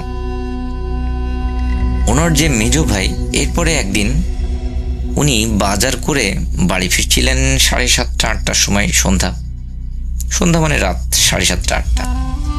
সো ওনাদের বাড়ি আসতে কিছুটা আগে একটা বড় নারকেল গাছ এবং তারপরে একটা বড় গাব গাছ আছে। গাবের ফল আমরা জানি যে গাব যখন পেকে যায়, লাল লাল হয়ে যায়, তখন যদি কারোর গায়ে বা কোনো কিছুতে ছুঁড়ে মারা হয় তখন সেটা ফেটে যাবে, নরম টাইপের হয়ে যায়। তো ওই মেজো ভাই যখন বাজার করে নিয়ে ওই গাছের নিচ দিয়ে আসছিল তখন উনি খেয়াল করেন যে ওনার সামনে, ওনার পিছে, এমনকি এক পর্যায়ে ওনার মাথায় গায়ে কেউ যেন গাব ছুঁড়ে মারছে। এই দৃশ্য দেখে উনি কিন্তু ব্যাপক আকারে রেগে যান যে আসলে কোনো শয়তান লোকজন এরকম কার্যক্রম করছে। উনি মারাত্মক ক্ষেপে যান। ওনার কাছে বড় একটি 5 ব্যাটারির লাইট থাকে। ওই লাইটটি উনি গাব গাছে মেরে ভালো করে চেক করেন যে আসলে এই কাজটি কে করছে। ওনার যেহেতু মাথাটাতে ব্যথা লেগেছে, উনি অনেক বেশি রেগে গেছে। আশ্চর্যজনক ব্যাপার, উনি যখন গাছে লাইট মেরে দেখে ওখানে কেউই নাই, কিন্তু তখনও কিন্তু অদৃশ্য থেকে মনে হচ্ছে কেউ গাব ওনার দিকে ছুঁড়ে মারছে। এই দৃশ্য দেখে উনি মারাত্মক আকারে ভয় পান এবং এক ছুটে উনি বাড়িতে চলে আসেন। বাড়িতে আসার পরে উনি কিন্তু ওনার বড় ভাইয়ের সাথে বা ওনার বাবা মার সাথে এই কথাগুলো উনি শেয়ার করেন না। এরপরে উনি যথারীতি খাওয়া দাওয়া করেন এবং ঘুমিয়ে পড়েন। রাত্রে 1টা-1:30টার দিকে, যেহেতু ওনাদের গ্রামের বাড়ি, ওনাদের বাড়ি থেকে টয়লেট একটু দূরে হয়, কাঁচা টয়লেট, পাতালতা দিয়ে ঘেরা। সো উনি টয়লেটে যাবেন। উনি লাইট নিয়ে টয়লেটে যান। টয়লেটের এরিয়াটা বেশ বড়। উনি যখন টয়লেটের মধ্যে ঢুকে উনি ব্যাপক আকারে ভয় পেয়ে যান। উনি দেখেন যে ঠিক ওনারা যেই রকম লোককে ওই ঘেরের মধ্যে মেরেছিল সেম ওইরকম টাইপের একজন লোক ওখানে দাঁড়িয়ে, তার গায়ে মনে হচ্ছে একটা কালো চাদর দেয়া। যেই উনি টয়লেটের মধ্যে ঢোকেন এবং ওই লোকটি ওই চাদর ওনার গায়ের উপরে ফেলে প্রচণ্ড মারা শুরু করেন ওনাকে এবং ওনাকে তুলে তুলে মাটিতে আছাড় দিতে থাকেন। এক পর্যায়ে যখন উনি একেবারে নাজেহাল অবস্থা, উনি আর পারছিলেন না, সেরকম পর্যায়ে ওই কালো অবয়বটি বা ওই কালো অবয়বের মতো লোকটি ওনাকে ওই কাঁচা টয়লেটের মধ্যে ফেলে দেন। উনি যন্ত্রণায় যখন খুব জোরে, উনি যখন পড়ে যান ওর মধ্যে আর কি, চিৎকার চেঁচামেচি যন্ত্রণায় কাতরাতে থাকেন, তখন কিন্তু ওই অবয়ব ওখান থেকে চলে যায় এবং ওনার কান্নার শব্দটি, মানে উনি তখন জোরে কান্নাকাটি করতে পারেন। এর আগে পর্যন্ত কিন্তু উনি চিৎকার করার চেষ্টা করছিলেন, হালকা পাতলা চিৎকার করছিলেন, কিন্তু জোরে চিৎকার উনি করতে পারছিলেন না। কিন্তু যখন এই অবয়বটি চলে যায় তখন উনি জোরে চিৎকার করতে পারেন এবং ওনার চিৎকার শুনে ওনার বাসা থেকে ওনার মা, ভাই, বাবা সবাই বেরিয়ে আসেন এবং এসে দেখেন যে ওনাদের টয়লেটটি কিন্তু অনেক গভীর। ওই গভীর টয়লেটের মধ্যে উনি পড়ে আছেন এবং ওনার হাতে তখন ওই টর্চ লাইটটি জ্বলছে। ওনারা অনেক কষ্টে দড়ি টড়ি ফেলে ওই টয়লেটের মধ্য থেকে ওনাকে টেনে তোলেন উপরে। ওনার অবস্থা এতটাই খারাপ ছিল, উনি কথা বলার মতো কোনো পরিস্থিতিতে ছিলেন না। ওনাকে ভালো করে ওয়াশ করে ওনাকে ওনার বাবা কিছু পানি পড়া দেন, সেইগুলো খেয়ে উনি ঘরে নিয়ে যে ওনাকে শুইয়ে দেওয়া হয়। এরপরে যখন সকাল হয়, সকাল হওয়ার পরে ওনার সাথে আরও কিছু আজব ঘটনা ঘটতে থাকে। উনি পাগলের মতো প্রলাপ বকতে থাকেন, মাঝে মাঝে আবার ঠিক হয়ে যান। আবার যখন ঠিক হয়ে যান তখন উনি রক্তের মতো বমি করতে শুরু করেন।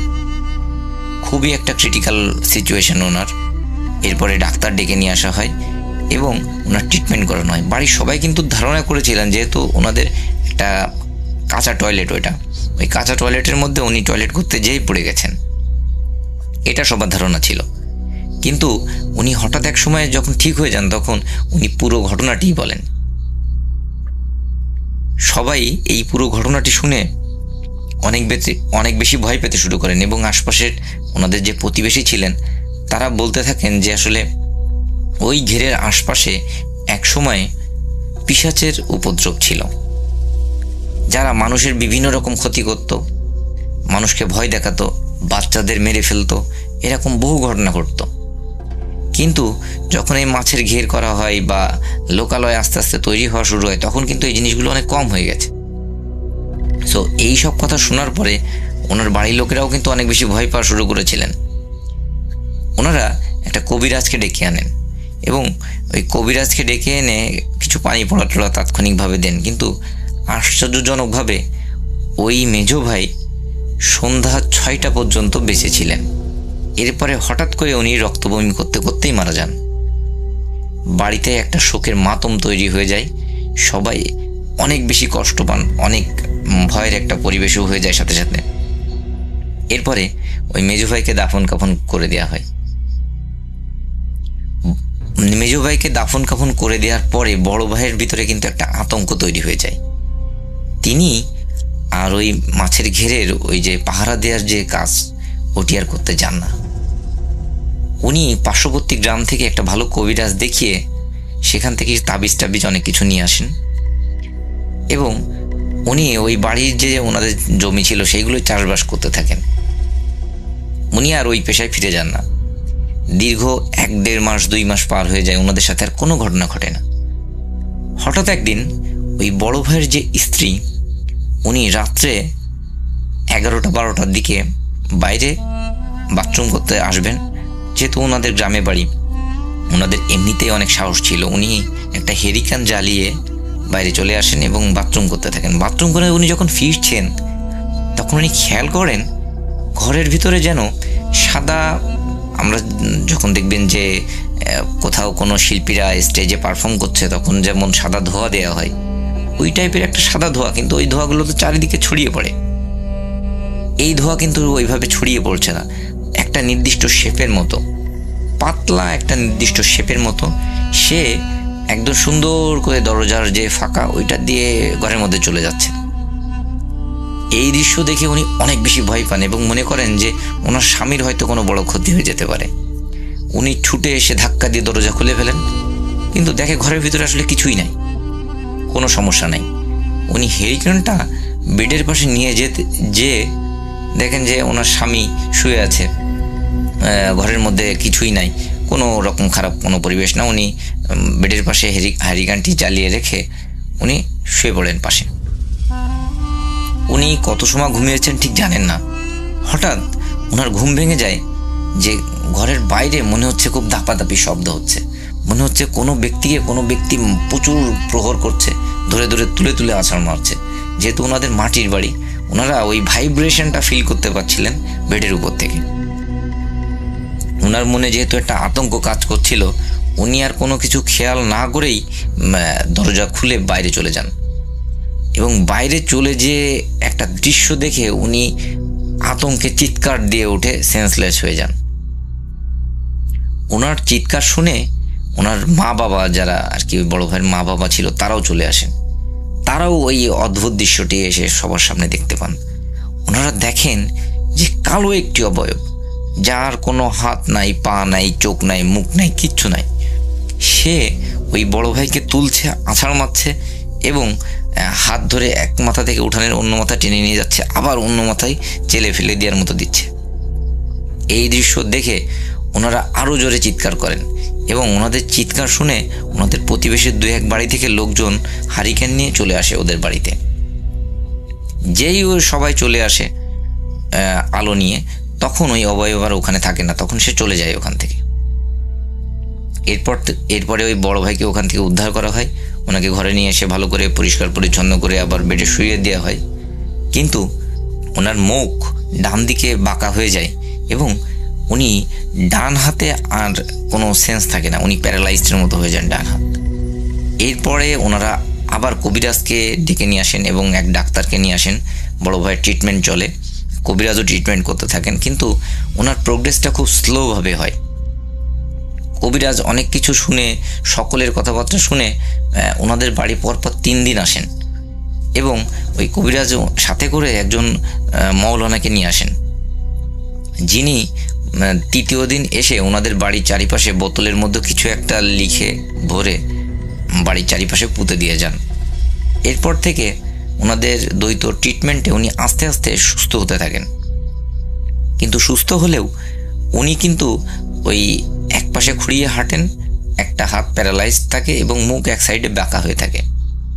উনি যখন একটু সুস্থ হয়ে যান তখন সবাইকে ওই রাতের ঘটনাটি বর্ণনা করেন। উনি বলেন যে উনি হঠাৎ ঘরের মধ্যে ঘুমিয়েছিলেন, কোনো প্রবলেম না, হঠাৎ উনি খেয়াল করেন যে ঘরের তাপমাত্রা অনেক ঠান্ডা হয়ে যাচ্ছে, মনে হচ্ছে একটা শীতল বাতাস এসে ওনার গায়ের উপর দিয়ে চলে যাচ্ছে। এক পর্যায়ে এত বেশি ঠান্ডা লাগতে শুরু করে উনি কাঁথা খোঁজার জন্য উঠে বসেন। উঠে বসে উনি খেয়াল করেন যে ওনার সামনে বড় একটা শেপের কোনো মানুষের মতো কিছু একটা দাঁড়িয়ে আছে, যেটি সাদা, সেটি কিন্তু কালো না, সাদা। এবং সে এক টান দিয়ে হঠাৎ ওই বড় ভাইকে রুমের বাইরে নিয়ে যায় এবং বাইরে নিয়ে গিয়ে ওনাকে প্রচণ্ড প্রহার করা শুরু করেন, ওনাকে ধরে মাটিতে আছাড় মারেন। উনি যখন আর পেরে উঠছিলেন না, ওনার গায়ে যখন আর বল ছিল না প্রতিহত করেন, তখন উনি শুনতে পান যে তোরা আমার ভাইকে মেরেছিস, আমার ভাইকে আহত করেছিস, তোদের কাউকে আমরা আর বাঁচিয়ে রাখবো না। এইটুকু উনি সর্বোচ্চ শুনতে পান। এরপরে উনি সেন্সলেস হয়ে যান। এই কথা শোনার পরে কবিরাজরা ওনাকে অনেক তাবিজ দেন, ওনাকে অনেক পারনি পড়া দেন, বাড়িগুলো বন্ধ করে দেন এবং ওনার সাথে একটা লাল কাপড়ের মধ্যে কিছু জিনিস লিখে ওনাকে বলেন যে ওনার মাজায় হোক বা গলায় হোক বা যে কোনো জায়গায় এই জিনিসটা লাল কাপড়ে এইভাবেই রাখার জন্য। যতদিন উনি এটা ঠিকভাবে রাখতে পারবেন আশা করা যায় ওনার কোনো সমস্যা হবে না। ওই বড় ভাই রাসেল ভাই এখনও বেঁচে আছে। ওর পর থেকে ছোটোখাটো সমস্যা হলেও বড় তেমন কোনো সমস্যা হয়নি, কিন্তু উনি অতটা সুস্থভাবে আর চলাফেরা করতে পারেন না। উনি উপার্জনক্ষম অবস্থায়ও আর তেমন একটা নাই। উনি যখন ঘটনাটি আমার সাথে শেয়ার করছিলেন উনি অধরে কাঁদছিলেন যে উনি ওই ঘেরের ডিউটি দিতে যেয়ে 2 ভাইকে হারিয়েছেন, ওনার জীবনটা এত কঠিন হয়ে গেছে।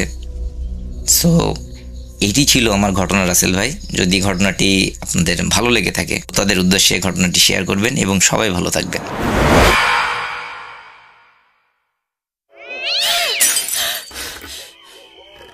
আজ আবার শুনতে পাচ্ছেন শব্দটা? ভয়ের আরেক নাম ভূত.com with Russell.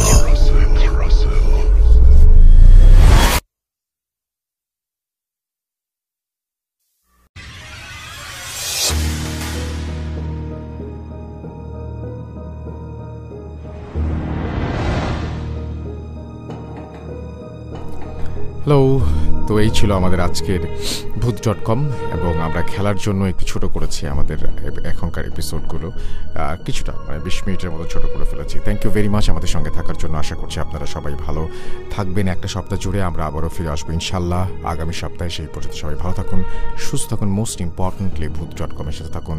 আল্লাহ হাফেজ।